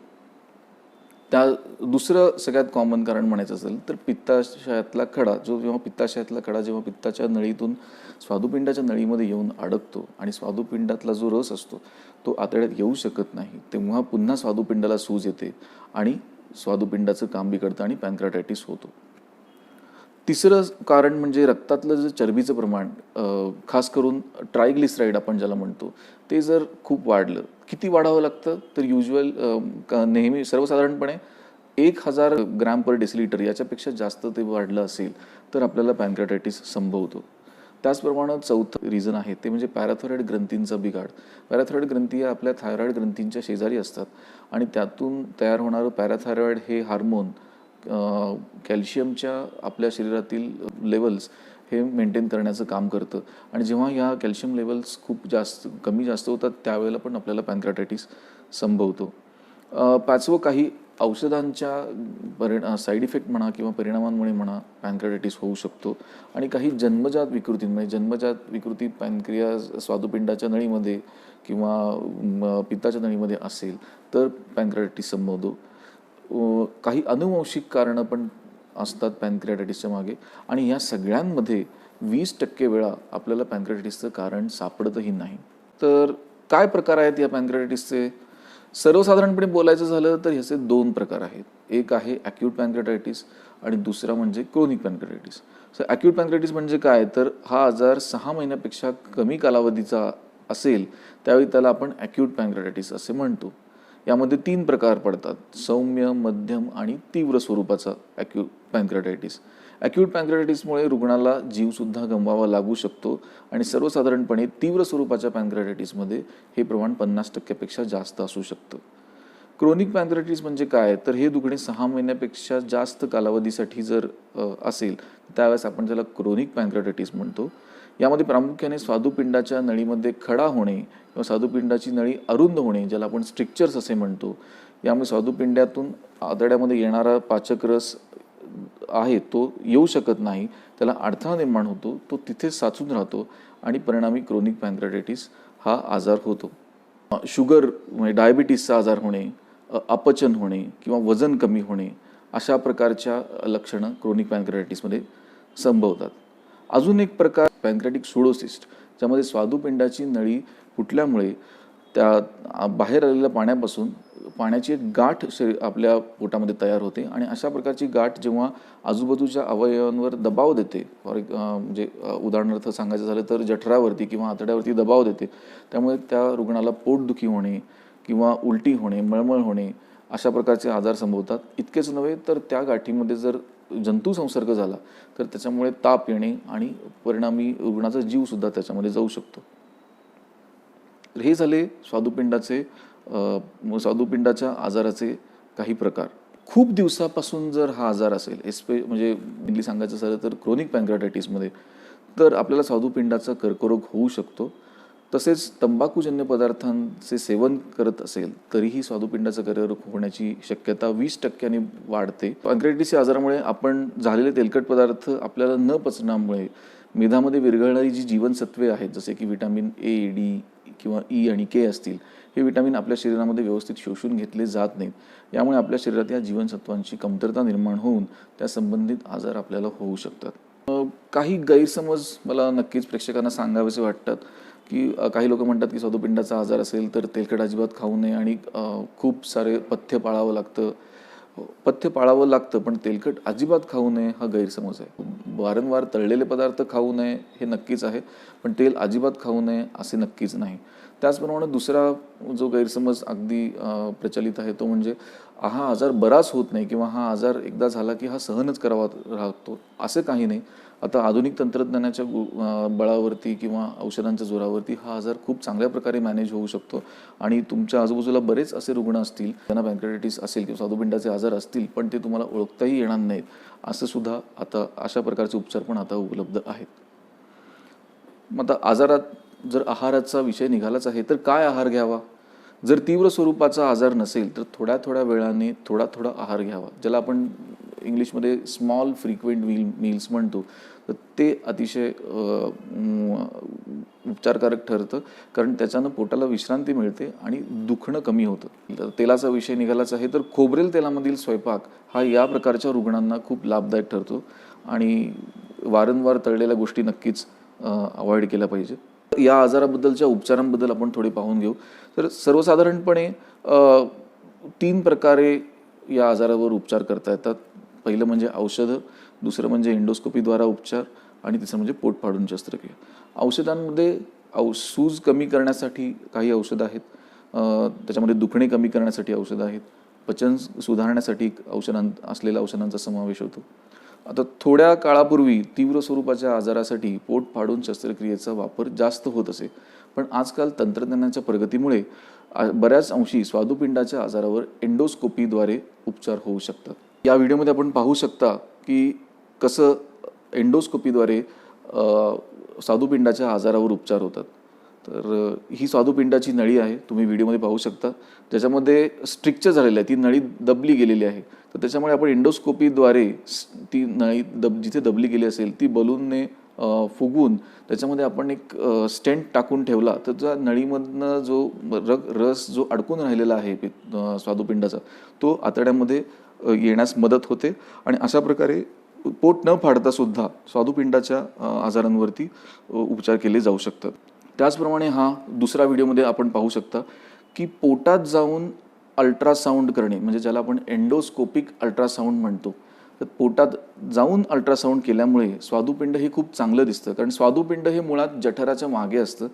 तर ट्रान्स ॲब्डॉमिनल अल्ट्रासोनोग्राफी जी आपण नेहमी करतो त्याच्यामध्ये स्वादुपिंड एवढं व्यवस्थित दिसत नाही. तर पण या प्रकारच्या अल्ट्रासाऊंडमध्ये तुम्ही बघू शकता की जठरामध्ये जाऊन अल्ट्रासाऊंड वेव्ज सोडल्या जातात आणि त्याच्यामुळे स्वादुपिंड हे खूप छान दिसतं आणि या प्रकारे स्वादुपिंडाच्या आजारांचं निदान हे लवकर केलं जाऊ शकतं आणि त्याचबरोबर निदानाबरोबर स्वादुपिंडातल्या काही आजारांवरती उपचारही तुम्ही पाहू शकता की ह्या एंडोस्कोपिक अल्ट्रासाऊंडद्वारे केले जाऊ शकतात.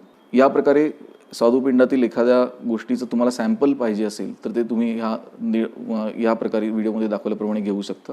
तसेच मगाशी आपण चर्चा केली स्वादुपिंडातील सुडोसिस्ट म्हणजे पाण्याचा गोळा, तर त्याचं पण निदान आणि त्याच्यावरचे उपचार पण ह्या एंडोस्कोपिक अल्ट्रासाऊंडद्वारे पोट न फाडता हे केले जाऊ शकतात. तर अशा प्रकारे स्वादुपिंडाचा आजार हा जरी खूप कठीण असला तरी पण तो आता आधुनिक तंत्रज्ञानाच्या जोरावरती पोट न फाडता बऱ्याच गोष्टी त्यातल्या ट्रीटमेंट करून सुखकर आयुष्य आरामात जगता येतं. अशा प्रकारे स्वादुपिंडाच्या आजारांबद्दल आपण माहिती समजावून घेतली, प्रेक्षकांपर्यंत मला पोहोचता आलं, यासाठी मी सांगली IMA आणि सांगली गट क्लब यांचे आभार मानतो. आणि कोणालाही अशा प्रकारची लक्षणं असतील किंवा स्वादुपिंडाच्या आजाराबद्दल काही शंका असतील तर आम्ही तुमच्यासाठी नक्की आहोत. घाबरायची अजिबात गरज नाही. स्वादुपिंडाचा आजार हा अगदी व्यवस्थितपणे मॅनेज केला जाऊ शकतो. नमस्कार. आतापर्यंत ह्या 3 मेडिकल गॅस्ट्रोएंटरोलॉजिस्टनी आपल्याला माहिती दिली आहे छानपैकी ह्या मेडिकल गॅस्ट्रोएंटरोलॉजी सब्जेक्ट्सबद्दल. यापुढे सर्जन्स आपल्याला त्यांचे जे काही सर्जिकल प्रॅक्टिसेस आहेत वेगवेगळ्या आजारामध्ये त्याबद्दल सांगतील आणि मी आमंत्रित करतो डॉक्टर स्नेहल मालगे यांना हर्नियाबद्दल सांगायला तुम्हाला आणि तुमचे गैरसमज दूर करायला. नमस्कार मित्रो, मी doctor Snehal Dinesh Malgave, general surgeon, laparoscopic surgeon आणि एंडोस्कोपिस्ट. आज आपल्याला सांगली IMA तर्फे घेण्यात आलेला डॉक्टर आपल्या दारी या कार्यक्रमाअंतर्गत हर्निया आजाराची माहिती देणार आहे. हर्निया असा सर्वसामान्य लोकांना माहिती असलेला शब्द आहे, माहिती असलेला आजार आहे. तर हर्निया म्हणजे नेमकं काय? हर्निया म्हणजे आपल्या शरीरातील जे अवयव आहेत ते त्यांच्या आवरणातून बाहेर येणं. आतलं प्रेशर वाढल्यामुळं जे आवरण असतं आपल्या पोटाचं स्नायू वगैरे इथं जिथं कुमकुवतपणा आलेला असतो अशा ठिकाणी ते बाहेर येणं त्याला हर्निया म्हटलं जातं. जे आपलं पोटातलं आवरण असतं ते पोटातल्या आवरणाला पेरिटोनियम असं म्हटलं जातं. तर त्या पेरिटोनियमचा एक भाग स्नायूंचे जिथं कमकुवतपणा असेल तिथून बाहेर येतो आणि त्या भागाला बाहेर आलेल्या पेरिटोनियमला त्या हर्नियाची सॅक असं म्हटलं जातं. दुसरा भाग म्हणजे त्या हर्नियाच्या सॅकवरील आवरण, ते म्हणजे पोटाचे जे स्नायू असतात ते, आणि हर्नियाचे कंटेंट्स म्हणजे सॅकमध्ये असलेले पोटातले अवयव. सर्वसाधारणपणे हे पोटातली आतडी किंवा पोटात असलेला चरबीचा पडदा या गोष्टी सर्वसाधारणपणे असतात. हर्निया व्हायची कारणं काय? हर्निया एक तर जन्मजात असू शकतो किंवा नंतर उद्भवलेला असू शकतो. जन्मजात हर्निया किंवा ज्यावेळी तो आपण शरीर तयार होत असतं त्यावेळी जे ठराविक कॅनल्स तयार होत असतात ते नॉर्मली बंद होत असतात. ते बंद न झाल्यामुळं तिथून जर आतडी वगैरे बाहेर येत असतील तर ते होणाऱ्या हर्नियाला कंजेनेटल हर्निया म्हटले जातात. नंतर जे होतात ते आपल्याला कुठल्या ना कुठल्या कारणामुळे होत असतात. तिथले स्नायू कमकुवत झाल्यामुळे होत असतात. ठराविक प्रकारच्या आजारामध्ये स्नायूंची कमकुवतपणा वाढतो किंवा काही इजा झाल्यास तरीसुद्धा ते ट्रॉमॅटिक हर्निया म्हणजे ट्रॉमा जर झाला तर त्यामुळे सुद्धा हर्निया होतो. हा नंतर होणारा हर्निया. आता हर्निया हा त्याचं वर्गीकरण केलं जातं किंवा हर्नियाचे प्रकार मानले जातात. हर्निया सर्वसाधारणपणे नेहमी आपल्याला दिसतो कसा की आपण उभा राहिलो किंवा खोकलो तर कुठंतरी फुगवटा येतो. हा फुगवटा म्हणजेच हर्निया. बहुतांश वेळा आपण झोपलं की तो फुगवटा ॲटोमॅटिकली आपोआप आत जात असतो. या पद्धतीच्या हर्नियाला रिड्युसिबल हर्निया म्हणतात किंवा थोडाफार हातानं दाबून सुद्धा तो हर्निया आत घालवू शकतो. त्याला रिड्युसिबल असं हर्निया म्हणतात. ज्यावेळी हा हर्निया आत जात नाही, घालवू शकत नाही, अशा पद्धतीच्या हर्नियाला इररिड्युसिबल हर्निया म्हणतात. आता या इररिड्युसिबल हर्नियाची सुद्धा त्याची वाटचाल कशी होते त्याप्रमाणे त्याच्याला नावं दिली गेलेली आहेत. एक तर असतो इनकार्सिरेटेड हर्निया, म्हणजे ज्या ह्याच्यात ह्या हर्नियल सॅकमध्ये जे पोटातले कंटेंट्स जातात ते तिथं आतल्या सॅकला चिटकून बसतात. पण ते आतडी गेली नुसते चिटकून बसतात, फक्त परत येत नाहीत. त्या आतड्याचा रक्तपुरवठा किंवा आतड्यातून होणारं अन्नाचं मार्गाचं चलनवलन हे सर्व व्यवस्थित असतं. त्यावेळी त्याला इनकार्सिरेटेड हर्निया म्हणतात. याच्यातलं पुढचं कॉम्प्लिकेशन म्हणजे आतड्यातून जे पुढं जाणारं अन्न ते सरकू शकत नाही. अशा वेळी त्याला ऑब्स्ट्रक्टेड हर्निया असं म्हटलं जातं. आणि नंतर कधी कधी असं पण परिस्थिती होते की त्या सॅकमधले कंटेंट जास्त आहेत आणि त्या नेकमध्ये म्हणजे जिथून ते बाहेर पडतं तिथं प्रेशर आल्यामुळं त्या आतड्याचा रक्तपुरवठा कमी होतो किंवा रक्तपुरवठा बंद होतो आणि ते आतडं कुजायला चालू होतं. अशा प्रकारच्या हर्नियाला स्ट्रँग्युलेटेड हर्निया असं म्हटलं जातं. तर हर्नियाचं दुसरं वर्गीकरण म्हणजे हर्निया कुठं आहे त्याप्रमाणे केलं जाणारं वर्गीकरण. त्यात परत मेन 2 प्रकार आले. एक जे बाहेरून आपल्याला दिसणारे आणि दुसरे शरीरात आत असणारे, म्हणजे एक्सटर्नल हर्निया आणि इंटरनल हर्निया. एक्सटर्नल हर्नियात सगळ्यात आपल्याला सर्वसामान्यांना माहिती असणारे म्हणजे इनगॉयनल हर्निया, म्हणजे जे जांघेत असतात ते. दुसरं अंबिलिकल हर्निया म्हणजे बेंबीतून होणारे हर्निया. त्यानंतर फिमोरल हर्निया म्हणजे आपल्या कटीचं कमरेचं जे हाड असतं तिथून जी फिमोरल आर्टरी खाली पायात उतरते त्याच्या भोवतीच्या पोकळीतून होणारा हर्निया म्हणजे फिमोरल हर्निया. आणि बऱ्याचदा आपलं काही पोटाचं ऑपरेशन झालेलं असतं आणि तिथले टाके कमकुवत होतात आणि त्या ठिकाणी बाहेर येणारा हर्निया म्हणजे इन्सिजनल हर्निया. आता काही काही बाहेरून दिसणारे हर्निया म्हणजे एक्सटर्नल हर्निया ते फारसे कॉमन नाहीत. स्पायजेलियन हर्निया म्हणून असतो, तो पोटाच्या बाजूला असतो. ग्लुटियल हर्निया म्हणजे आपल्या कोल्ह्याच्या वर असणाऱ्या तिथून बाहेर येतो. ऑब्च्युरेटर हर्निया म्हणून असतो. हे जरा कॉमन नसलेले अतिशय रेअर असलेले हर्नियाज आहेत. आता राहिले इंटरनल हर्निया. इंटरनल हर्नियात बऱ्याचदा आपल्या जे अन्ननलिका आपल्या छातीतून खाली येते आणि पोटात येते तिथं एक पडदा असतो आणि तिथं वॉल असतो. तर तिथल्या पडद्यात विकनेस होऊन अन्ननलिकेचा भाग किंवा जठराचा भाग जर वर छातीत जायला लागला तर त्याला डायफ्रॅमॅटिक हर्निया म्हटलं जातं. त्यात नुसतं जठर जर अन्ननलिका जर वर गेली तर तो इसोफेजियल हर्निया म्हटला जातो. त्याच्या बाजूनं जर जठराचा भाग जर गेला तर त्याला पॅराइसोफेजियल हर्निया असं म्हटलं जातं. आणि क्वचित प्रसंगी अगदी जो छाती आणि पोट ह्याच्यामधील जो पडदा असतो ज्याला डायफ्रॅम म्हटलं जातं त्यातल्या कमकुवतपणामुळं पोटातले अवयव छातीमध्ये जातात, त्याला डायफ्रॅमॅटिक हर्निया असं म्हटलं जातं. आता इनगॉयनल हर्निया हा सगळ्यात कॉमन असलेला हर्निया आहे. त्याच्यात पण 2 प्रकार असतात. एक डायरेक्ट टाईप ऑफ इनगॉयनल हर्निया, दुसरा इनडायरेक्ट टाईप ऑफ इनगॉयनल हर्निया. आपल्या जन्माच्या वेळी पुरुषांच्या जे वृषण किंवा टेस्टिस जे तयार होतं ते पोटात तयार होतं आणि जन्म व्हायच्या सर्वसाधारण त्या वेळीपर्यंत ते खाली स्क्रोटममध्ये जातं.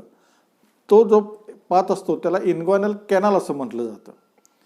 आता नंतर मोठेपणी किंवा मोठे झाल्यानंतर जर ते पोटातले कंटेंट्स त्या इन्ग्वायनल कॅनलमधून जर खाली आले तर त्याला इनडायरेक्ट इन्ग्वायनल हर्निया असं म्हटलं जातं.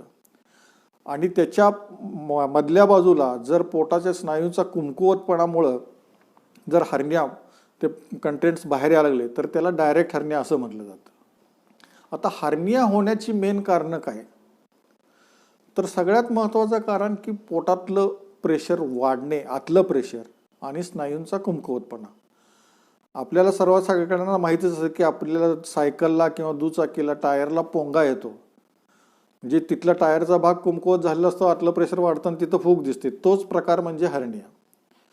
ह्यामध्ये कॉन्स्टिपेशन म्हणजे शौच करताना जोर लावणे, जास्त वजन उचलणे, बराच काळ असलेला खोकला, स्नायूंची कमकुवतपणा, स्मोकिंग, प्रेग्नन्सी, पोटात जलोदर होणे म्हणजे पोटात पाणी साठणे, यासारख्या सर्व गोष्टीमुळं पोटातलं प्रेशर वाढतं आणि स्नायू कमकुवत असतात.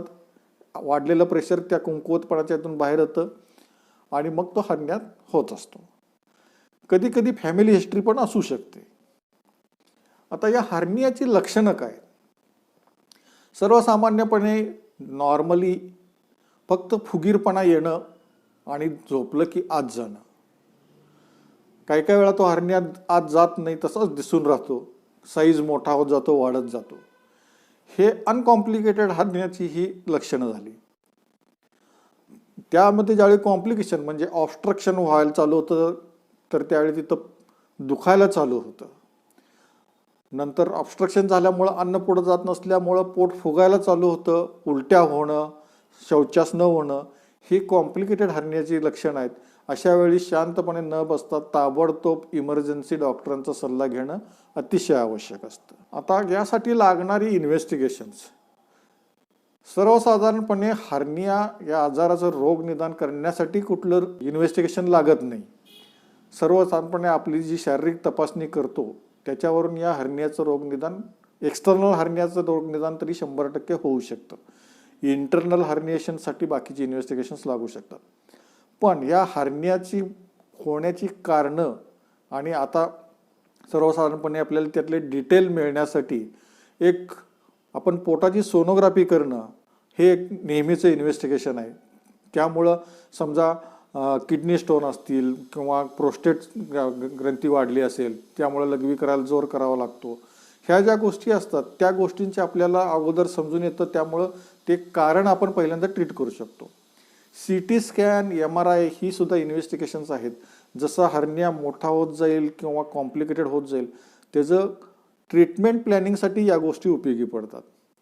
दुसरी इन्व्हेस्टिगेशन्स म्हणजे आता हर्नियाचं हे ऑपरेशन करायचं असतं. ऑपरेशनसाठी जो ॲनेस्थेसिया द्यायला लागणार त्या ॲनेस्थेसियाच्या फिटनेससाठी जी इन्व्हेस्टिगेशन्स म्हणजे रक्ताची इन्व्हेस्टिगेशन्स, कार्डिओग्राम, छातीचा फोटो, अगोदर त्याच्यावर आपले असणारे आजार, डायबिटीस, ब्लड प्रेशर किंवा हार्टचे आजार, या सगळ्यासाठी करावे लागणार ह्या गोष्टींची आवश्यकता त्या ॲनेस्थेसियासाठी करावा लागतो. आता हर्नियाचे उपचार काय? हर्नियाचा उपचार हा फक्त शस्त्रक्रिया हा एकच आहे. हर्निया विदाउट शस्त्रक्रिया ऑपरेशनशिवाय बरा करता येत नाही. त्यातली मेडिकल मॅनेजमेंट म्हणजे औषधोपचार हा हर्नियाबरोबर असलेले कोमॉर्बिडिटीज म्हणजे असलेले इतर आजार यांच्यासाठीच फक्त केला जातो. आता हर्नियाचं ऑपरेशन करण्याचं कारण म्हणजे एकतर हर्निया बरा करणे आणि त्याची कॉम्प्लिकेशन्स टाळणे, यासाठी हे ऑपरेशन केलं जातं. हर्नियाचे ऑपरेशनचे प्रकार, मूळ प्रकार, एक तर हर्नियोटॉमी म्हणजे हे जे जन्मजात हर्निया असतात त्यात फक्त तो सॅक बांधला जातो आणि बंद केला जातो, त्यातले कंटेंट्स आत ढकलून. नंतर हर्निओग्राफी, हर्निओग्राफीमध्ये जो सॅक असतो तो डिसेक्ट करून त्यातले जे कंटेंट्स असतील ते आत ढकलून जादा सॅक कट करून तो सॅक बंद केला जातो. तिथल्या कमकुवत स्नायूंना बळकटी देण्यासाठी आजूबाजूचे स्नायू तिथं एकत्र घेऊन त्याला बळकटी दिली जाते आणि या हर्निया रिपेअर केला जातो. याला हर्निओग्राफी म्हणतात. त्यानंतरचा आता सध्या वापरात असलेला प्रकार म्हणजे ही स्नायूंना जी बळकटी देणे, त्यासाठी हर्नियल सॅक डिसेक्ट करणे, तिथले स्नायू बळकट करणे आणि त्याला जास्त बळकटी देण्यासाठी मेश म्हणजे जाळी, पॉलिप्रॉपिलिन नायलॉनसारखं मटेरियल असतं, ती जाळी वापरणे, हा हर्निओप्लास्टी हा प्रकार यासाठी केला जातो. आता हे थोडेसे फोटोज दाखवतो. हा ओपन हर्नियाचा प्रकार आहे. ओपन हर्नियाची जांघेत सॅक, इन्ग्वायनल हर्निया जांघेत छेद घेऊन मसल कट करून हर्नियल सॅक जी असते ती डिसेक्ट केली गेलेली आहे, ही दिसते तुम्हाला. नंतर ही सॅक जादा सॅक कट करून ती बांधली जाते, आतले कंटेंट्स जे असतात ते आत पोटात घातले जातात. त्यानंतर तिथं स्नायू हे करून त्यानंतर ही मेश त्याच्यावर बसवून तिथं जास्त बळकटी केली जात असते आणि तो हर्नियाचा सॅक रिपेअर केला जातो. आता हाच हर्निया लॅप्रोस्कोपीनंही केला जाऊ शकतो. हे लॅप्रोस्कोपिक दृश्य आहे. हे पोटात आत दुर्बीण घातले, इथं जो गोल दिसतो किंवा जी पोकळी दिसते ती हर्नियाची पोकळी आहे. त्यातले जे कंटेंट्स होते ते सगळे पोटात ओढून घेतलेले आहेत. त्यानंतर तिथल्या पेरिटोनियमवर छेद घेऊन जी सॅक जी त्या हर्नियाच्या भागात गेलेली असते ती आत ओढून घेतली जाते. त्यानंतर तिथं रिपेअर केलं जातं जाळी ठेवून आणि त्यानंतर ते परत जो पेरिटोनियम असतं ते परत क्लोज केलं जातं. म्हणजे ती जाळी आणि आतडं यांच्यामध्ये पेरिटोनियम येतं आणि दोन्ही एकमेकाच्या संपर्कात येत नाहीत. याच प्रकारे अंबिलिकल हर्निया, हा लॅप्रोस्कोपिक हर्नियात एक तुम्हाला उदाहरण म्हणून दाखवतो. हे जो वर दिसतो तो अंबिलिकल हर्नियाचा डिफेक्ट आहे आणि त्यात ती पोटातली चरबी वर गेलेली आहे आणि ती तिथं अडकून बसलेली आहे. ती चरबी सगळी पहिला तिथून बाजूला घेऊन तिथून काढून पोटात आत घेतली जाते. आता तो दिसतो तो कॅव्हिटी दिसते ती हर्निया अंबिलिकल हर्नियाची सॅक आहे. त्याच्यावर एक वेगळ्या प्रकारची जाळी बसवली जाते जी पोटात आतून राहते. त्याची एक बाजू असते ती पोटाच्या स्नायूंना चिकटते आणि दुसरी बाजू असते ती आतड्यांच्या संपर्कात येणारी असते.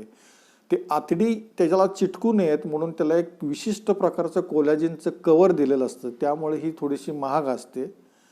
पण ही लॅप्रोस्कोपिक पद्धतीनं केलेली हर्नियाची सर्जरी अतिशय पेशंट लगेच बरा होतो आणि लवकर कामाला लागू शकतो. आता हे जे चित्र आहे हे आहे ते हायॅटस हर्नियाचं. इथं अन्ननलिका छातीच्या पडद्यातून बाहेर येताना दिसते आणि तिथं मोठा डिफेक्ट दिसतो. तो सगळा रिपेअर करून हे जे छातीच्या पडद्याचे जे 2 क्रस म्हणतात त्यामधला जो डिफेक्ट आहे तो दिसतोय.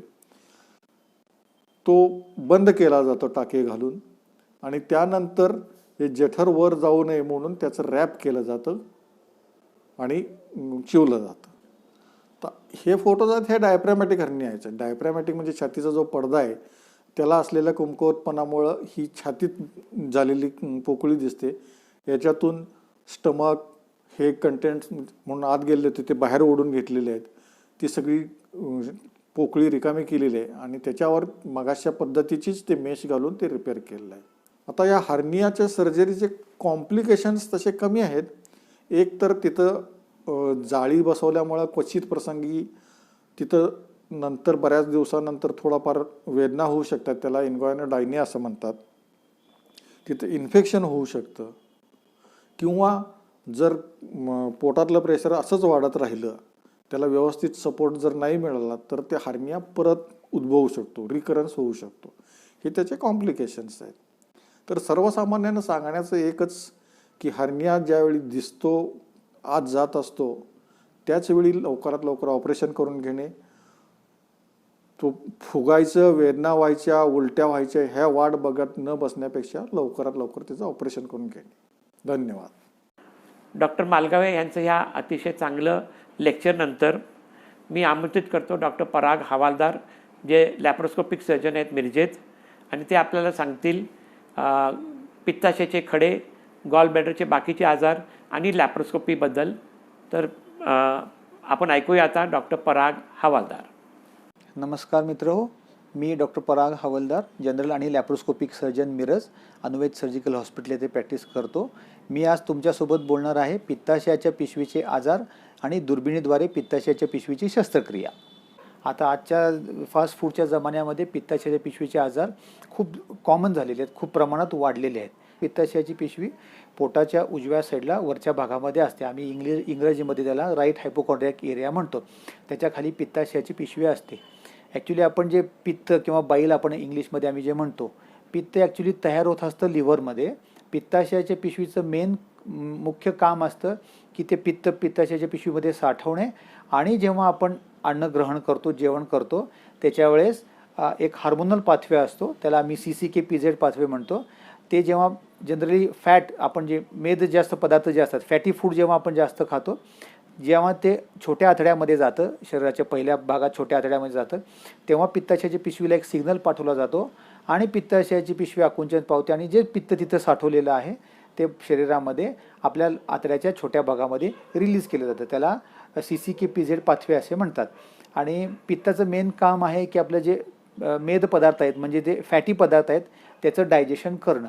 आणि ही जी सायकल असते साधारणपणे 30 ते 40 मिनटामध्ये चालते. जनरली 30 ते 40 मिनटामध्ये साधारणपणे 50 ते 70% तुमचं पित्ताशयातलं जे पित्त आहे ते शरीराच्या पहिल्या भागामध्ये, आतड्यामध्ये, ज्याला आम्ही डिओडेनम म्हणतो, त्याच्यामध्ये ते सोडलं जातं आणि त्याच्यापासून हळूहळू पित्ताशयाचं म्हणजे जे फॅट आहे ते डायजेस्ट व्हायला किंवा त्याचं पचन व्हायला सुरुवात होते. तर पित्ताशयाच्या पिशवीचे मोस्ट कॉमन आजार, म्हणजे सगळ्यात कॉमन आजार तुम्ही म्हटला तर पित्ताशयाच्या पिशवीमध्ये होणारे खडे. साधारणपणे आपल्या लिव्हरमध्ये दिवसाकाठी एक साधारणपणे अर्धा लिटर ते 1 लिटर पित्त तयार होत असतं आणि पित्ताशयाच्या पिशवीमध्ये ते साठवून ते कॉन्सन्ट्रेशन केलं, त्यातलं पाणी काढून घेतलं जातं. आणि त्याच्यामध्ये सगळ्यात जास्त कॉमन जो घटक असतो तो कोलेस्ट्रॉल असतो. आपण जेव्हा म्हणतो की तुम्ही जास्त फॅट फूड जेव्हा खाता किंवा कोलेस्ट्रॉल जाईल, तेच पित्ताशयाच्या पिशवीमध्ये जास्त साठवलं जातं. त्यामुळं जे होणारे खड्यांचं जे प्रमाण असतं त्याच्यामध्ये 90% जे खडे असतात ते कोलेस्ट्रॉल स्टोन्स आपण म्हणतो, ते त्या कोलेस्ट्रॉलचे स्टोन्स असतात. आणि उरलेले जे 10% जे खडे असतात ते पिगमेंट स्टोन्स असतात. ते बऱ्याचशा दुसऱ्या आजारामध्ये असतात, ज्याला आम्ही हिमोलायटिक डिसीजेस म्हणतो. म्हणजे बऱ्याचशा पेशंटमध्ये तुमचे लाल पेशी ज्या असतात त्या स्प्लीनमध्ये किंवा प्लिहामध्ये ज्या त्यांचं डिस्ट्रक्शन होतं आणि त्यातनं जे सबस्टन्स पदार्थ निघतात त्याच्यापासून होणारे खडे असतात ते फक्त 10% असतात. पण जनरली 90% जे खडे असतात ते कोलेस्ट्रॉल स्टोन्स असतात. आणि बऱ्याच वेळा आता तुम्ही म्हणाल की प्रत्येक पेशंटमध्ये पित्ताशयाचे खडे होतात का, तर बहुतांशी बऱ्याचशा पेशंटमध्ये पित्ताशयाचे खडे असतात.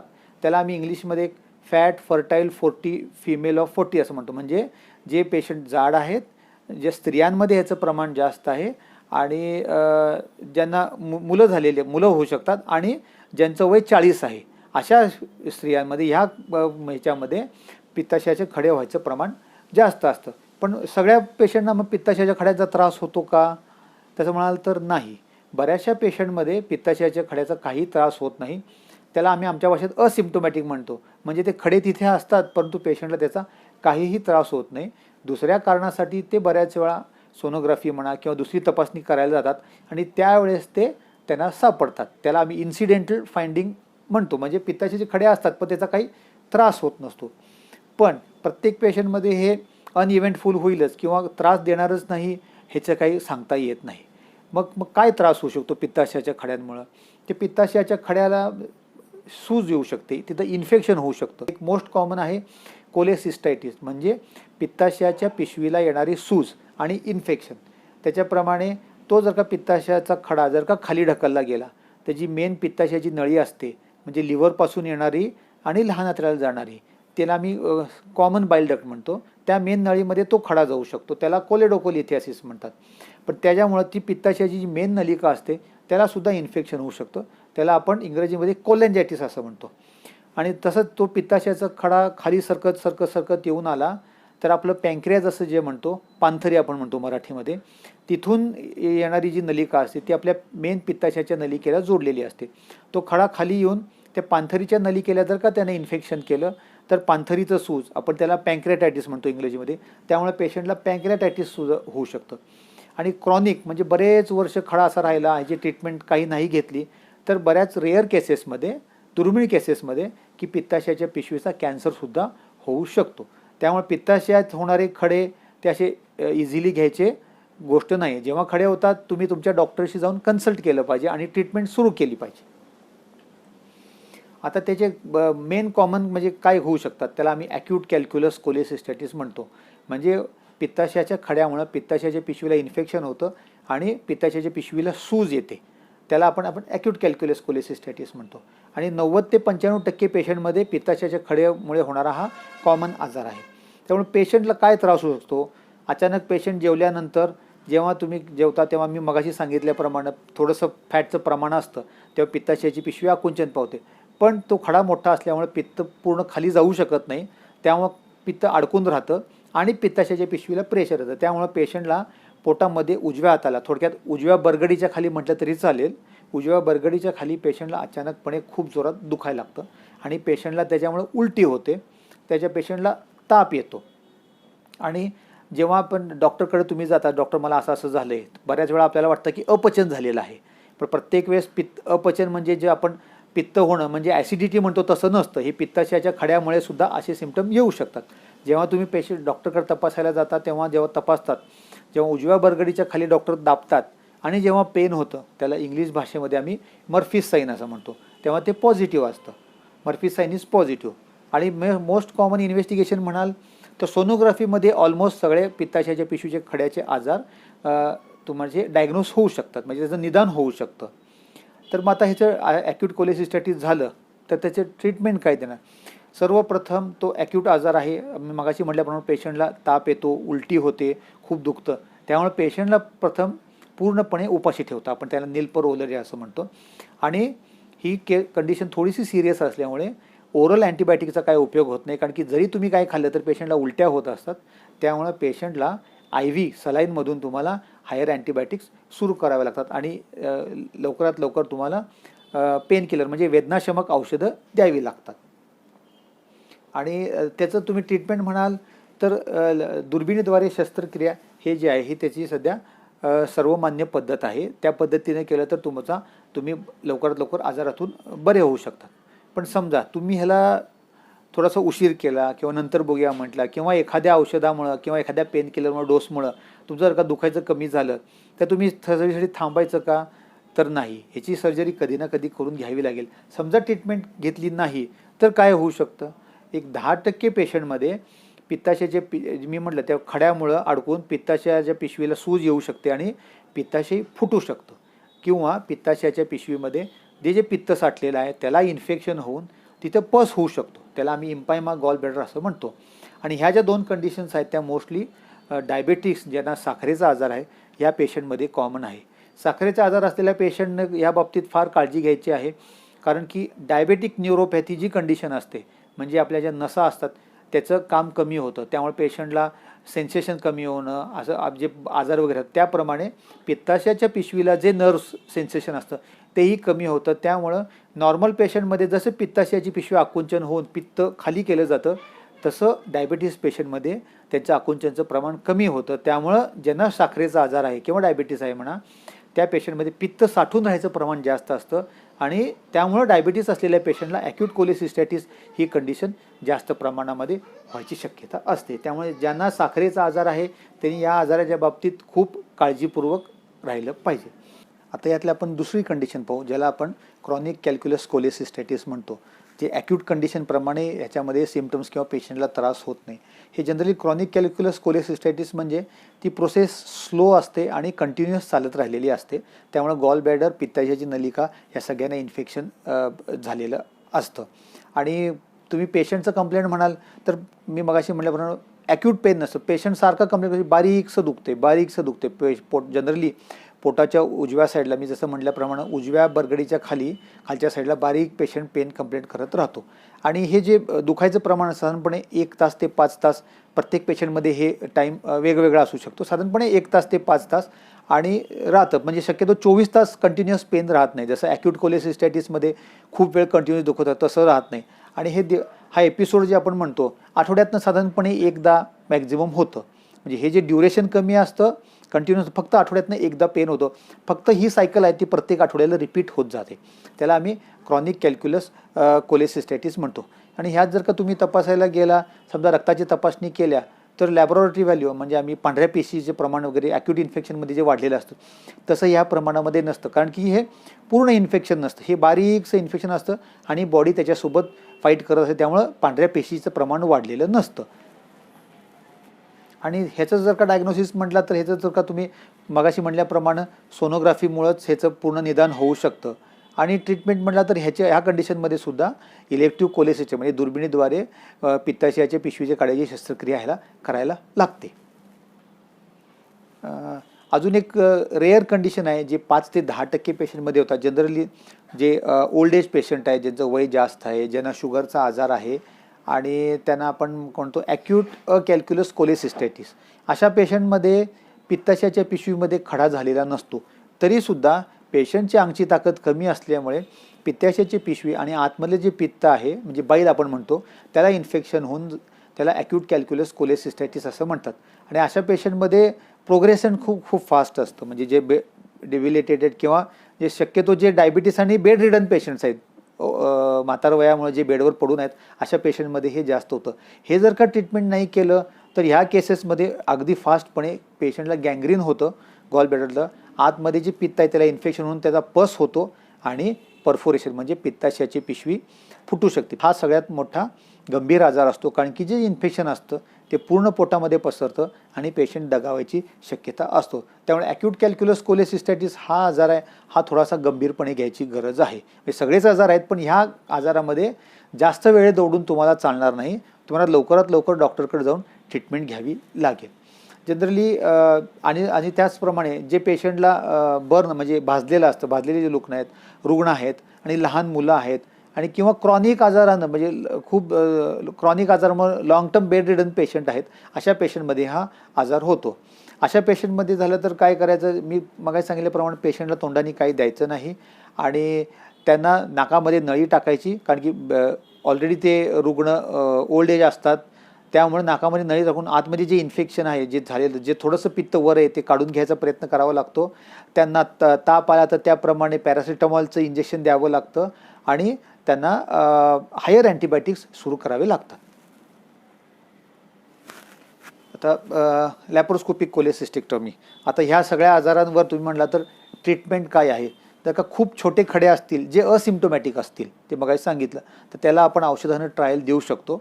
पण हे जे ॲक्यूट कॅल्क्युलस कोलेसिस्टायटिस आहे, क्रॉनिक आहे किंवा अकॅल्क्युलस आहे, आता ह्या त्या प्रोसेस होऊन पुढं आलेले असतात, पेशंट सिम्प्टोमॅटिक आहेत, त्यामुळे मी मगाशी सांगितलं की ट्रीटमेंट नाही केलं तर काय काय होऊ शकतं, त्याला गँग्रीन होऊ शकतो, फुटू शकतो आणि जीवाला धोका होऊ शकतो. त्यामुळं आता स्टँडर्ड ट्रीटमेंट जी आहे ती लॅप्रोस्कोपिक कोलेसिस्टेक्टॉमी म्हणजे दुर्बिणीद्वारे कोलेसिस्टेक्टॉमी म्हणजे पित्ताशयाची पिशवी काढायचं ऑपरेशन आहे.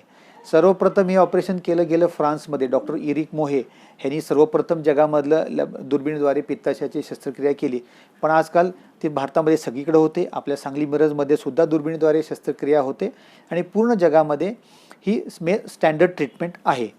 त्यामुळे सर्जरीमध्ये थोडक्यात डिटेल मी म्हणजे सांगणार नाही, पण एक थोडासा गोषवारा तुम्हाला देतो की पेशंटच्या पोटामध्ये एक छोटंसं छिद्र करून त्याच्यामध्ये कार्बन डायऑक्साईड आतमध्ये घातला जातो आणि पोट फुगवलं जातं आणि 3-4 प्रकारचे छोटे छोटे होल्स करून 3 ते 4 मिलीमीटरचे आतमध्ये सर्जिकल इन्स्ट्रुमेंट्स टाकले जातात आणि त्या इन्स्ट्रुमेंटच्या साहाय्यानं पित्ताशयाची पिशवी काढली जाते.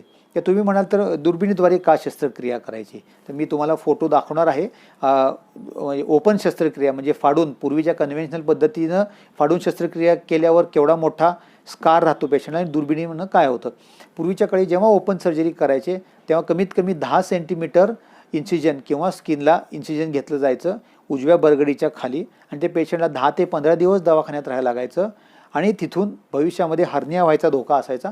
त्याचप्रमाणे मी म्हटलं की आता हे जे आजार आहेत ते म्हाताऱ्या माणसांमध्ये होऊ शकतात, ज्यांना डायबिटीस आहे म्हणजे ज्यांची ऑलरेडी प्रतिकारकारक शक्ती कमी आहे अशांना होऊ शकतात. तेव्हा तशा पेशंटमध्ये जर का तुम्ही केलं तर त्या पेशंटना टाक्यामध्ये पस व्हायची शक्यता जास्त होती आणि भविष्यामध्ये त्यांना हर्निया व्हायची. त्यामुळे तुम्ही दुर्बिणीद्वारे केलं त्यात एकदम 3 ते 4 छोट्या छिद्र इन्सिजन आम्ही म्हणतो छिद्राद्वारे तुम्ही सर्जरीचे जे इन्स्ट्रुमेंट्स टाकून पित्ताशयाची पिशवी काढू शकता. पोस्ट ऑपरेटिव्ह मग काय सांगितलं पण ऑपरेशनच्या नंतर छोटे इन्सिजन असल्यामुळे तुम्हाला तिथे इन्फेक्शन होणार नाही आणि हर्नियाचा चान्सेस खूप कमी आहे. भविष्यात होणारे दुसऱ्या सर्जरीज किंवा त्याचे कॉम्प्लिकेशन्सपासून तुम्हाला मुक्ती मिळू शकते. आणि दुर्बीणद्वारे जर का पित्ताशयाची पिशवीची शस्त्रक्रिया केली तर जनरली 2 ते 3 दिवसामध्ये पेशंटला डिस्चार्ज मिळतो आणि 1 आठवड्यामध्ये पेशंट कामाला लागू शकतो. त्याचप्रमाणे 2 ते 3 दिवसात डिस्चार्ज मिळत असल्यामुळे पेशंटला जे आपण अँटीबायोटिक्स देतो, IV अँटीबायोटिक्स देतो, त्याचं प्रमाणसुद्धा कमी लागतं. शेवटी आपल्याला माहिती आहे अँटीबायोटिक्ससुद्धा केमिकल आहे. प्रत्येक अँटीबायोटिकचे साईड इफेक्ट्स असतात. कमी अँटीबायोटिक जातील तेवढं तुम्हाला कॉम्प्लिकेशनचे चान्सेस कमी राहतील. त्यामुळे हा एक ॲडिशनल ॲडव्हान्टेज आहे की तुम्हाला जे अँटीबायोटिक्स आहेत त्याचे रिलेटेड कॉम्प्लिकेशन जे आहेत ते होत नाहीत आणि अर्ली रिकव्हरी होते. आता ह्या तिन्ही प्रकारचे आजारांचं मी तुम्हाला उपाय सांगितले. दुर्बिणीद्वारे पित्ताशयाची शस्त्रक्रिया, तर तुम्हाला माहिती असेल की ह्याचे ॲडव्हान्टेजेस म्हणजे फायदे काय आहेत. एकतर सगळ्यात मोठं तुम्हाला मोठं इन्सिजन लागत नाही, तुमची अर्ली रिकव्हरी होते आणि 2 ते 3 दिवसामध्ये पेशंट घरी जात असल्यामुळे अँटीबायोटिक्सचं प्रमाण जे आपण देतो ते पेशंटला कमी असतं. त्यामुळे होणारे दुष्परिणामसुद्धा पेशंटला होत नाहीत. त्याचप्रमाणे भविष्यात उद्भवणारे जे हर्नियासारखे जे आजार आहेत ते तुम्हाला होत नाहीत. आता मी तुम्हाला याच्यापुढे एक स्लाईड शेअर केलेली आहे, ज्यामध्ये दोन्हीचं एक कंपॅरिझन दाखवलेलं आहे की दुर्बिणीद्वारे शस्त्रक्रियेमुळे किती छोट्या इन्सिजननं शस्त्रक्रिया होऊ शकते, तसेच त्याच्या साईडला ओपन सर्जरीनं केवढं मोठं इन्सिजन आहे ते तुम्हाला बघितल्यावर लक्षात येईल की दुर्बिणीद्वारे शस्त्रक्रियेचे काय फायदे आहेत. मी आज सांगली IMAला धन्यवाद देऊ इच्छितो की त्यांनी मला हा प्लॅटफॉर्म उपलब्ध करून दिला आणि जे काही पित्ताशयाचे आजार आणि त्याची जी सर्जिकल ट्रीटमेंट आहे त्याची माहिती मी लोकांपर्यंत पोहोचवू शकलो. आणि लोकांनाही माझं एक थोडंसं विनंती आहे की लोकांनी आपल्या हेल्थची काळजी घ्यावी. शक्यतो फास्ट फूड अवॉइड करावेत. जरी काही झालं, त्यातनं काही कॉम्प्लिकेशन आलं तर आम्ही तुमच्यासोबत आहोत. त्या इन्फॉर्मेटिव्ह लेक्चरनंतर शेवटचे यंग डायनॅमिक डॉक्टर श्रीनिकेतन काळे हे आता कॅन्सरबद्दल बोलतील. मेन त्यांचा विषय आहे मोठ्या आतड्याचं कॅन्सर, कोलॉनिक कॅन्सर. थोडंफार बाकीचं पण माहिती देतील डॉक्टर श्रीनिकेतन काळे. नमस्कार मित्र हो. डॉक्टर तुमच्या दारी या उपक्रमाअंतर्गत मी डॉक्टर श्रीनिकेतन काळे आज तुमच्याशी संवाद साधत आहे. आपण जसा आजचा टॉपिक जो सिलेक्ट केलेला आहे तो आहे आतड्यांचे प्रॉब्लेम्स. त्याच्यामध्ये एक महत्त्वाचा प्रॉब्लेम आहे कॅन्सरचा. जसं तुम्हाला माहिती आहे की कॅन्सर हा एक जीवघेणा आजार आहे आणि बऱ्याच इतर अवयवांप्रमाणे आतड्यालाही कॅन्सर होणे हे खूप कॉमन आहे. त्यातल्या त्यात मोठं आतडं हे कॅन्सरला जास्त प्रोन असतं किंवा त्यात कॅन्सर व्हायची शक्यता अधिक असते, कारण अधिक काळ त्याच्यामध्ये पचलेलं अन्न किंवा जे काही आपल्याला उत्सर्जित करायचे आहेत त्या तिथे अधिक वेळ साठून राहतात. त्यामुळं त्याचं इरिटेशन होऊन त्या ठिकाणी कॅन्सर डेव्हलप व्हायची शक्यता ही जास्त असते. तर आता हे कोलोरेक्टल कॅन्सर किंवा मोठ्या आतड्याचा जो कॅन्सर आहे त्याचं प्रमाण हे आपल्यापेक्षाही पाश्चिमात्य देशांच्यात किंवा प्रगत देशांच्यात अधिक आहे. आता ह्याचं महत्त्वाचं कारण म्हणजे त्यांचं फूड. तुम्हाला माहिती आहे ते लोक बर्गर, पिझ्झा किंवा हे जे जंक फूड आहे हे जास्त खातात. त्याच्यामध्ये रफेज कमी असतं किंवा फायबर्स कमी असतात, जे आपल्या फूडमध्ये जास्त आहेत. आपलं जे परंपरागत डाएट आलेलं आहे ज्याच्यामध्ये आपण भाज्या खूप खातो, तर ह्याचा फायदा हे रफेज वाढून आतड्याची इरिटेबिलिटी कमी होते, कॅन्सरचं प्रमाण कमी होतं. पण हे त्यांच्याकडे नसल्यामुळं त्या लोकांच्यात कॅन्सरचं प्रमाण जास्त आहे. पण आता आपली जीवनशैली जशी बदलते तसं हे मोठ्या आतड्याचे कॅन्सर आपल्याकडे सुद्धा फार मोठ्या प्रमाणावर आढळून यायला लागलेले आहेत. भारतात कोलोरेक्टल कॅन्सर किंवा मोठ्या आतड्याचा कॅन्सर हा 8व्या नंबरला येतो. तुम्हाला माहिती आहे तंबाखूमुळे होणारे कॅन्सर हे आपल्याकडं वरच्या नंबरला येतात, जसं तोंडाचा असेल, फुफ्फुसांचा असेल किंवा स्त्रियांमध्ये स्तनाचा असेल. तर ह्याचं प्रमाण जास्त आहे, पण आतड्याचा कॅन्सर देखील आता वाढू लागलेला आहे. तर असं आढळून आलेलं आहे ICMR स्टडीमध्ये की 1 लाख पॉप्युलेशनमध्ये 4 लोकांना हा कॅन्सर होऊ शकतो आणि त्याच्यासाठी ज्या प्रिकॉशन्स किंवा काळजी घ्यायच्या आहेत त्या आपल्याला घ्याव्या लागणार आहेत. मेजॉरिटी ऑफ पेशंट हे 50 नंतरचे असतात. तसा हा कॅन्सर हा ओल्ड एजचा कॅन्सर आहे, परंतु तरुण वयात देखील होऊ शकतो आणि जेव्हा हा तरुण वयात होतो तेव्हा ह्याचं प्रोग्नॉसिस तेवढंसं चांगलं असत नाही, म्हणजे पेशंट बरं व्हायचं प्रमाण हे त्या मानानं कमी असतं. आता ह्याला रिस्क फॅक्टर कोणते आहेत, तर मी जसं म्हणलं की आतड्याला काही इजा झाली, इरिटेशन झालं तर त्यामुळे हे जास्त होतं. तर त्यातला महत्त्वाचा फॅक्टर आहे तुमचे डायटरी हॅबिट्स. रेड मीट ज्याला आपण म्हणतो त्याचं प्रमाण जर जास्त असेल, जसं पाश्चिमात्य देशात ते बीफ जास्त खातात, पोर्क खातात, ह्याच्यामुळं हा कॅन्सर व्हायचं प्रमाण जास्त आहे. आपल्याकडं नॉन व्हेजिटेरियन लोक बीफ, पोर्क हे कमी खातात. आपल्याकडे चिकनचं प्रमाण जास्त आहे, त्याच्यामुळे हा कॅन्सर होत नाही. पण रेड मीट हे एक महत्त्वाचं कारण आहे. शिवाय अल्कोहोल, जास्त प्रमाणात दारूचं सेवन किंवा स्मोकिंग, धूम्रपान ह्या सगळ्या गोष्टी हे या कोलोरेक्टल कॅन्सरच्या रिस्क फॅक्टरमध्ये मोडतात. आणि सगळ्यात महत्त्वाचा फॅक्टर म्हणजे हेरिडिटरी किंवा वंश परंपरागत हा कॅन्सर येऊ शकतो. त्यामुळं तुमच्या जर वडिलांना, काकांना, आजोबांना, आजीला कुणाला हा कॅन्सर असेल मोठ्या आतड्याचा, तर ते खाली तुमच्या पिढीपर्यंत यायची शक्यता जास्त असते. थोडंसं तुम्हाला जास्त कॉशियस राहण्याची गरज आहे. आता मोठं आतडं हे काय आहे? तर मोठं आतडं हे आपल्या पचनसंस्थेच्या शेवटच्या भागात येतं. तुम्हाला माहिती आहे पचनसंस्थेत आपण जे खाल्लेलं अन्न आहे ते पूर्णतः पचन होतं आणि त्यानंतर जे काही जीवनसत्व आणि बाकीचे घटक आहेत त्यांचं ॲब्सॉर्प्शन, त्याचप्रमाणे पाण्याचं ॲब्सॉर्प्शन हे मोठ्या आतड्यामध्ये होतं आणि त्याच्यापासून शौच किंवा विष्ठा ही तयार होते. त्यामुळं अन्न हे मोठ्या आतड्यात जास्त वेळ राहतं, ज्याला ट्रान्झिट टाईम म्हणतात. हा ट्रान्झिट टाईम जास्त असेल तर मी जसं पहिलेच तुम्हाला सांगितलं की कॅन्सरची शक्यता जास्त असते. आता या चित्रात तुम्हाला दिसते त्याप्रमाणे मोठ्या आतड्याचे 4 प्रमुख भाग असतात. त्यातला जो शेवटचा भाग आहे ज्याला रेक्टम असं म्हणतात, तिथे अन्न साठवलं जातं, म्हणजे विष्ठा साठवली जाते आणि माणूस जेव्हा शौचाला जातो तेव्हा ती बाहेर टाकली जाते. तर हे प्रामुख्यानं मोठ्या आतड्याचे भाग आहेत. आता मोठ्या आतड्याचा कॅन्सर ओळखायचा कसा? तुम्हाला हा कॅन्सर आहे का नाही, तर लक्षणं कोणती आहेत? साधारणतः प्रत्येकाची टॉयलेट हॅबिट्स, बॉवेल हॅबिट्स किंवा शौचाची सवय ठरलेली असते. काहींना सकाळी जायची असते, काहींना दिवसात 2 ते 3 वेळा जावं लागतं. ह्यात जर काही बदल झाला, म्हणजे मागच्या 1 महिन्यामध्ये मला नेहमी जे एकदाच जायला लागायचं ते 2-3 वेळा जावं लागतं, किंवा कधीकधी 2-2 दिवस होतच नाही आणि नंतर एकदम डायरिया होतो, असं काही होत असेल तर ह्याच्यावर आपलं लक्ष ठेवायला पाहिजे. कधीकधी संडासमधून रक्त जातं, ही मूळव्याधासोबतच कॅन्सरची देखील लक्षणं असू शकतात. पोटात दुखतं, साधारण सर्वात लोकांच्या कधी ना कधी दुखतंच, पण हे जर का कमी होत नसेल आणि बरेच दिवस 15-20 दिवस पोटातलं दुखणं चालूच असेल तर हे कॅन्सरमुळं असू शकतं. आणि हे काहीच नाही आहे तुम्हाला, पण नुसतंच तुमची भूक मंदावलेली आहे, वजन कमी व्हायला लागलं आहे, तुम्हाला कशात इंटरेस्ट वाटत नाही आहे, असं जरी असेल, विकनेस असेल, तरी ही देखील कुठंतरी पोटातल्या कॅन्सरची लक्षणं असू शकतात. त्यामुळं अशा वेळी डॉक्टरांचा सल्ला घेणं हे जास्त इष्ट राहतं. आता डॉक्टर जेव्हा तुम्हाला पाहतात तेव्हा हा कॅन्सर ओळखतात कसा, तर कोणत्या तपासण्या ते करून घेतात?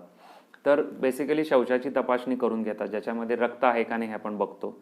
त्याच्यानंतर दुसरी आता खूप कॉमनली जी अवेलेबल आहे ती म्हणजे सोनोग्राफी. आता सगळ्यांनाच माहिती आहे, पहिल्यांदा तुम्ही डॉक्टरकडे गेला आणि पोटात दुखतंय म्हटलं की तो म्हणतो की सोनोग्राफी करून या. का? तर सोनोग्राफी ही एक अशी स्क्रीनिंग टेस्ट आहे ज्याच्यामध्ये कॅन्सर किंवा कुठली गाठ पोटात आहे का नाही हे अतिशय लवकर आपण पकडू शकतो. पेशंटला ह्या तपासणीचा हार्म काही नाही आहे आणि करायला अतिशय सोपी आहे. ह्यात जर काही शंका आढळली तर आपण CT स्कॅन करतो. आता CT स्कॅन ही एक मोठी तपासणी आहे ज्याद्वारे आपण संपूर्ण पोटाचं स्कॅनिंग करून त्याद्वारे कुठे कॅन्सर आहे, कुठे गाठ आहे हे अगदी प्रिसाइजली ओळखू शकतो. आणि आम्हा सर्जन लोकांना CT स्कॅन हे असं एक महत्त्वाचं आयुध आहे की ज्याद्वारे आम्ही कॅन्सर हा ऑपरेबल आहे की नाही किंवा ह्याची आपण काय ट्रीटमेंट करू शकतो हे आम्ही फॉर्म्युलेट करत असतो. त्यामुळं CT स्कॅन करणं हे अतिशय गरजेचं आहे. आता त्याच्या पुढची आणि महत्त्वाची तपासणी आहे कोलॉनोस्कोपी. आता आपण आजच्या एपिसोडमध्ये पाहत असाल, ह्यात कोलॉनोस्कोपी हे नाव बरेचदा येईलच, की ही मोठ्या आतड्याची दुर्बीण तपासणी आहे. म्हणजे मोठ्या आतड्याचा अंतरंग आपण दुर्बिणीतनं बघू शकतो. तिथे कॅन्सरची गाठ असेल तर ॲक्च्युली ती गाठ पाहून त्याचा तुकडा काढू शकतो. त्यामुळे कोलॉनोस्कोपी ही कन्फर्मेटरी टेस्ट आहे कॅन्सरसाठी, की ज्याच्याद्वारे आपण तुकडा काढून की बाबा ह्याला नक्की हा कॅन्सर ह्या भागाचा आहे हे आपण सिद्ध करू शकतो. त्यामुळे कोलॉनोस्कोपी ही अतिशय गरजेची आहे. त्याच्यानंतर आता काही नवीन तपासण्या आपल्याकडे आलेल्या आहेत, जसे पेट स्कॅन आहेत. पेट स्कॅनमध्ये आता तुम्ही पेट स्कॅनचं नाव कॅन्सरच्या बाबतीत वारंवार ऐकत असाल, तर हे काय असतं? हे होल बॉडी स्कॅन असतं, ज्याच्यात कुठे कुठे गाठी शरीरात आहेत हे आपण पाहू शकतो. आता मला आतड्याचा कॅन्सर आहे, तर हा इतर कुठं पसरला तर नाही ना, अजून कुठे त्याचे लागण झालेलं नाही ना, हे एका पेट स्कॅन सिंगल टेस्टमध्ये आपण बघू शकतो. त्याच्यानंतर आपण महत्त्वाच्या भागाकडे येऊ, ते म्हणजे ट्रीटमेंट. आता एखादा पेशंट आला ज्याला मी तपासलं, त्याची CT स्कॅन केला, बायोप्सी केली, कोलॉनोस्कोपी केली आणि याला कळलं की याच्या मोठ्या आतड्यामध्ये कॅन्सर आहे. पुढं काय? तर आतड्याच्या कॅन्सरची मेन ट्रीटमेंट ही सर्जिकल आहे किंवा ऑपरेशन ही मेन ट्रीटमेंट आहे. खराब झालेला भाग काढून टाकणे, अतिशय सोपं ऑपरेशन, ज्याला आपण कोलेक्टॉमी म्हणतो, म्हणजे कोलॉन काढून टाकणे. तर ते काढून आपण आतड्याची आतल्या आत जोडणी करू शकतो, ज्याद्वारे पेशंटचा नॅचरल संडास करायचा मार्ग हा प्रिझर्व राहतो. तर ह्या ऑपरेशनला म्हणतात कोलेक्टॉमी. हे आतल्या आत होतं, बाहेरून कळत नाही, बाहेर स्कार येतो फक्त. पण ह्याच्याही पुढं जाऊन जेव्हा आपण मोठ्या आतड्याचा विचार करतो तेव्हा एक दुसरं महत्त्वाचं ऑपरेशन ज्याच्याबद्दल आपण कायम लक्षात ठेवलं पाहिजे ते म्हणजे कोलॉस्टॉमी. आता कोलॉस्टॉमी म्हणजे संडासची जागा पोटावर काढणे. ह्या ऑपरेशनला बहुतेक लोक घाबरतात, कारण वरून संडास, आता आमच्याकडे पेशंट येतात, जेव्हा आम्ही सांगतो ह्यांना वरून संडास करायची गरज आहे तेव्हा ते पळून जातात. ते म्हणतात आम्हाला हे ऑपरेशन नको. पण असं कृपया करू नका, कारण हे जर तुम्ही केलं नाही तर तो कॅन्सर आतल्यात वाढत जाऊन एक दिवस तुमचा जीव घेईल. पण कोलॉस्टॉमी जर आपण केली, संडासचं जर आतडं वर पोटावर काढून ठेवलं आणि त्याला बॅग बसवतात, जसं तुम्ही या चित्रात पाहत आहात त्याला बॅग बसवतात, त्या बॅगेमध्ये पूर्ण संडास कलेक्ट होते. दिवसातून 2 ते 3 वेळा ती बदलावी लागते. पण जसं जसं दिवस जातील तसा तो पेशंट त्या बॅगला सेट होऊन जातो, म्हणजे सारखी त्याच्यात संडास येत नाही. जसं नॅचरल संडास दिवसात 1-2दा होते तसंच इथे पण 1-2 वेळाच होते. आणि पेशंट वरून कपडे घालून सर्व कामं करू शकतो. आमच्याकडे इव्हन अशा बायका आहेत की जे शेतातली कामं पण या बॅगा लावून करतात. शेवटी आपल्याला आयुष्य महत्त्वाचं आहे आणि ते खूप सुंदर आहे. ते पाहिजे असेल तर ह्या छोट्या छोट्या गोष्टीतनं आपल्याला बाहेर यायला पाहिजे. हे खूप मोठं एक मानसिक तणाव आहे पेशंटसाठी, हे डॉक्टर म्हणून आम्हालाही मंजूर आहे. पण कुठेतरी आपल्याला डेअरिंग केलं पाहिजे आणि स्वतःसाठी या गोष्टी ॲक्सेप्ट केल्या पाहिजे. तर ही कोलॉस्टॉमी ही परमनंट देखील असू शकते. जर संडासच्या जागेच्या फार जवळ कॅन्सर असेल तर ही जी संडासची जागा आम्ही पोटावर काढतो ही आयुष्यभर ठेवावी लागते. बरेच पेशंटना हे सांगून देखील ते 6-6 महिन्याने येतात आणि म्हणतात डॉक्टर आमची जागा परत खाली करून द्या. पण हे होऊ शकत नाही. त्यामुळे डॉक्टर जेव्हा सांगतो की ही परमनंटली पोटावर राहील तेव्हा कृपया एवढं समजून घ्या की ह्याला दुसरं उत्तर नाही आहे आणि तुम्हाला या कॅन्सरमधनं वाचवण्यासाठीच हे ऑपरेशन केलेलं आहे. पण हे गरजेचं आहे. आणि आजच्या या पूर्ण टॉकमध्ये हे मला तुमच्यापर्यंत जास्त पोचवायचं आहे की कोलॉस्टॉमीला घाबरू नका, त्याला फेस करा, त्यातनं बाहेर पडा. आता हे ऑपरेशन जसं आपल्याला बाकी सर्जरीज आहेत, जसं तुम्ही गॉल ब्लॅडरची आत्ता ऐकली असेल पहिल्या टॉकमध्ये, तर हे ऑपरेशन देखील दुर्बिणीनं करता येतं, म्हणजे लॅप्रोस्कोपीनं करता येतात. पूर्वी पूर्ण पोट मोठं फाडून ही ऑपरेशनं करावी लागायची. इव्हन आम्ही आजसुद्धा ही ऑपरेशनं जास्तीत जास्त पोट फाडूनच करतो. परंतु ज्या पेशंटमध्ये सुटेबल आहे अशा पेशंटमध्ये दुर्बिणीच्या साहाय्याने ऑपरेशन करता येतं, ज्याच्यामध्ये पोटावरती स्कार खूप कमी होतो, पोट मोठं फाडावं लागत नाही आणि तुम्हाला या कॅन्सरपासून मुक्तता मिळू शकते. आता कॅन्सर हा एक असा आजार आहे की जो फक्त ऑपरेशननं बऱ्याच वेळा बरा होत नाही. त्याला आपल्याला काही ॲडज्युव्हंट थेरपीज किंवा इतर थेरपीचा वापर करावा लागतो, जसं की रेडिओथेरपी. तुम्ही रेडिएशनबद्दल ऐकलं असेल. तर रेडिएशन काय करतं, तर रेडिएशन हे बाहेरून एक्सरेज किंवा जे रेडिएशन्स आहेत ते टाकून आतल्या आत कॅन्सर विरघळवून टाकतं. ह्याचा फायदा असा होतो की ऑपरेशनच्या सोबतीनं ज्या पेशी आपण काढू शकलो नाही त्या आपल्याला हे रेडिएशननं मारता येऊ शकतात.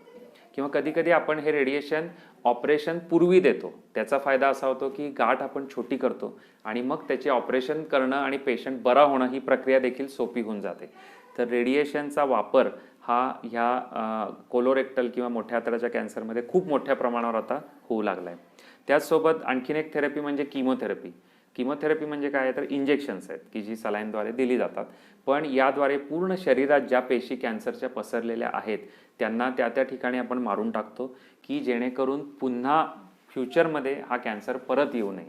त्यामुळे किमोथेरपी देखील करणं गरजेचं आहे. ह्याचे देखील खूप लोकांच्या मनात हे असतात की बाबा किमोथेरपीनं केस जातात, किमोथेरपीनं माणूस वीक होतो. तर असं काही नाही आहे. बऱ्याचशा किमोथेरपी आहेत ज्यानं केस जाणं वगैरे ह्या प्रक्रिया होत नाहीत.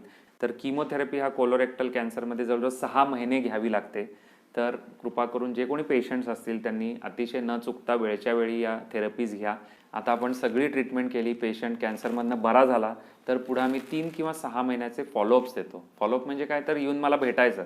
मी पेशंटना सांगतो येऊन नुसतं मला भेटा, गप्पा मारूया आणि तुम्ही जावा. आम्ही साधारण पेशंटला बघितलं, तपासलं की एवढं कळतं की ह्याला काही प्रॉब्लेम असेल का नाही. त्यामुळे क्लिनिकल एक्झामिनेशन महत्त्वाची आहे. दुसरी गोष्ट, बऱ्याच पेशंटना आम्ही सोनोग्राफी किंवा गरज पडली तर CT स्कॅन देखील करून घेतो, आजार परत आला नाही ना बघायला. आणि ह्या कॅन्सर, कोलोरेक्टल कॅन्सरचं एक वरदान आपल्याकडं आहे. एक CEA नावाची ब्लड टेस्ट असते. त्या टेस्टवरून आपल्याला कॅन्सर परत येतोय का नाही ह्याचा अंदाज येऊ शकतो. जर ही ब्लड टेस्ट वाढायला लागली आहे, म्हणजे आज एक पेशंट माझ्याकडे आला, त्याचं CEA 3 आहे, तो 3 महिन्यानं आला, त्याचं CEA झालं 6, तो अजून 3 महिन्यानं आला, त्याचं CEA झालं 10. तर हे जेव्हा वाढत्या ट्रेंड जेव्हा दिसतो तेव्हा त्या पेशंटला कुठं ना कुठं शरीरात कॅन्सर आलेला असायची शक्यता असते. मग ते आपण फर्दर इन्व्हेस्टिगेशन करून पुढे त्याची योग्य ती ट्रीटमेंट करू शकतो. त्यामुळं हा फॉलोअप हा फार महत्त्वाचा आहे. हे कुठल्याही कॅन्सर पेशंटमध्ये, कोलोरेक्टलच असं नाही पण कुठल्याही कॅन्सर पेशंटमध्ये डॉक्टरांचा फॉलोअप हा फार महत्त्वाचा आहे. बरेच पेशंट म्हणतात आम्हाला खूप बरं वाटतं आम्ही 2 वर्ष आलोच नाही, तर कृपया असं करू नका. तुमच्या डॉक्टरांचा वेळोवेळी सल्ला घेणं हे खूप गरजेचं आहे. तर हे इन शॉर्ट होतं मोठ्या आतड्याच्या किंवा कोलोरेक्टल कॅन्सरविषयी थोडक्यात माहिती मी दिलेली आहे, फार डिटेलमध्ये गेलो नाही आहे. ह्या सगळ्यातून तुम्हाला एक सेन्सिटायझेशन जरी झालं की बाबा आपल्याला काहीतरी वेगळं होतं एवढं जरी तुम्हाला कळलं आणि तुम्ही योग्य त्या डॉक्टरांची ट्रीटमेंट जर फॉलो केलीत तर नक्की तुम्ही ह्यातून बरे होऊ शकता. IMA सांगलीचा मी ऋणी आहे की ज्यांनी तुम्हा सगळ्यांशी संवाद साधायचा आम्हाला अपॉर्च्युनिटी दिली आणि आम्ही सगळे तुमच्याबरोबर आहोतच आणि अशाच पद्धतीनं पुढच्या सेशन्समध्ये आम्ही तुमच्यासोबत येत राहू आणि वेगवेगळ्या विषयांवर बोलत राहू. थँक्यू. नमस्कार. हे 6 छान लेक्चर झाल्यानंतर मला वाटते IMA सांगली ह्या प्लॅटफॉर्मला जे आरोग्य जागृती यूट्यूबवर मॅनेज करतात यांचं अभिनंदन करावं की छान उपक्रम त्यांनी घेतलेल्या हाती आणि असंच प्रगती होत राहावं आणि लोकांचे इन्फॉर्मेशन आजाराबद्दलची माहिती सगळे मिळावं आणि ते न घाबरता डॉक्टरकडे जाऊन त्यांचं उपचार निदान या बाबतीत त्यांनी यावं आणि पोटविकारबद्दल सर्व प्रकारचे माहिती आणि मदत आम्ही करू. सांगली गट club is very thankful. Sangli IMA साठी आम्ही ऋणी आहोत की तुम्ही आम्हाला हे ऑपॉर्च्युनिटी दिली, हे प्लॅटफॉर्म दिलं आणि आम्ही थोडंफार लोकांचे गैरसमज दूर करू शकलो. Thank you very much. मित्रहो, आजच्या पोटविकार या विशेष भागामध्ये आपणासाठी पोटाविषयीच्या विविध समस्या, त्याची कारणे आणि उपाय ह्या विषयावर मार्गदर्शन करण्यासाठी ज्येष्ठ पोटविकार तज्ज्ञ डॉक्टर राजेश धरमसी सर तसेच पोटविकार तज्ज्ञ सिद्धार्थ धरमसी, उदयसिंग पाटील आणि सुजय कुलकर्णी यांनी त्यांच्या विषयाचं सखोल असं विवेचन आपणासमोर सादर केलेलं आहे. त्याबरोबरच या विषयांची मेडिकल ट्रीटमेंट कोणत्या प्रकारे होते, काय काय पथ्य पाळायचे असतात, कोणकोणत्या गोष्टी टाळायच्या असतात, व्यसनांचे आपल्या शरीरावर होणारे दुष्परिणाम याविषयी अतिशय चांगलं असं विवेचन केलेलं आहे. या पोटविकाराच्या उपचारांच्या संदर्भामध्ये जे सर्जिकल उपाय आहेत त्या संदर्भात senior surgeon, laparoscopic surgeon doctor Malgave sir, doctor Parag Hawaldar आणि डॉक्टर श्रीनिकेतन काळे यांनी देखील अतिशय उत्तम असे सर्जिकल डेमॉन्स्ट्रेशन्स आणि माहिती आपणासमोर सादर केलेली आहे. पोटविकार हा अतिशय मोठा टॉपिक आहे जो एका भागात कव्हर करणं तसं अशक्य आहे, परंतु ह्या तज्ज्ञ लोकांनी आपणासमोर बरीचशी कामं सोपी करून सांगितलेली आहेत. पोटविकाराची विविध कारणे, त्याच्यामुळे होणाऱ्या समस्या आणि त्याच्यावर होणारे उपाय याविषयी आपणाला सखोल मार्गदर्शन त्यांनी केलेलं आहे.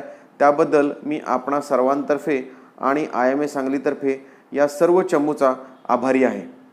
ह्या कार्यक्रमाचा लाभ आपण सर्वांनी आपल्या मित्रांमध्ये, आपल्या कुटुंबियांमध्ये या कार्यक्रमाची लिंक पाठवून घ्यावा असं मी आपणा सर्वांना आवाहन करतो. त्याबरोबरच या कार्यक्रमाविषयी काही शंका असतील किंवा काही कोणाला डॉक्टरना प्रश्न विचारायचे असतील तर आमच्या चॅनेलच्या माहितीच्या लिंकमध्ये याच्यावर कॉमेंट करायला हरकत नाही किंवा जो संपर्कासाठी फ्लायरवरती नंबर दिला आहे त्या नंबरवरती आपण संपर्क करायला हरकत नाही. मित्रहो, या उत्तम कार्यक्रमाबद्दल आणि ज्यांनी अरेंज केला त्या सर्व चमूचे आणि पाहणाऱ्या सर्वांचे मी IMA सांगलीतर्फे मनपूर्वक आभार मानतो, धन्यवाद देतो आणि हा कार्यक्रम संपला असं जाहीर करतो. धन्यवाद.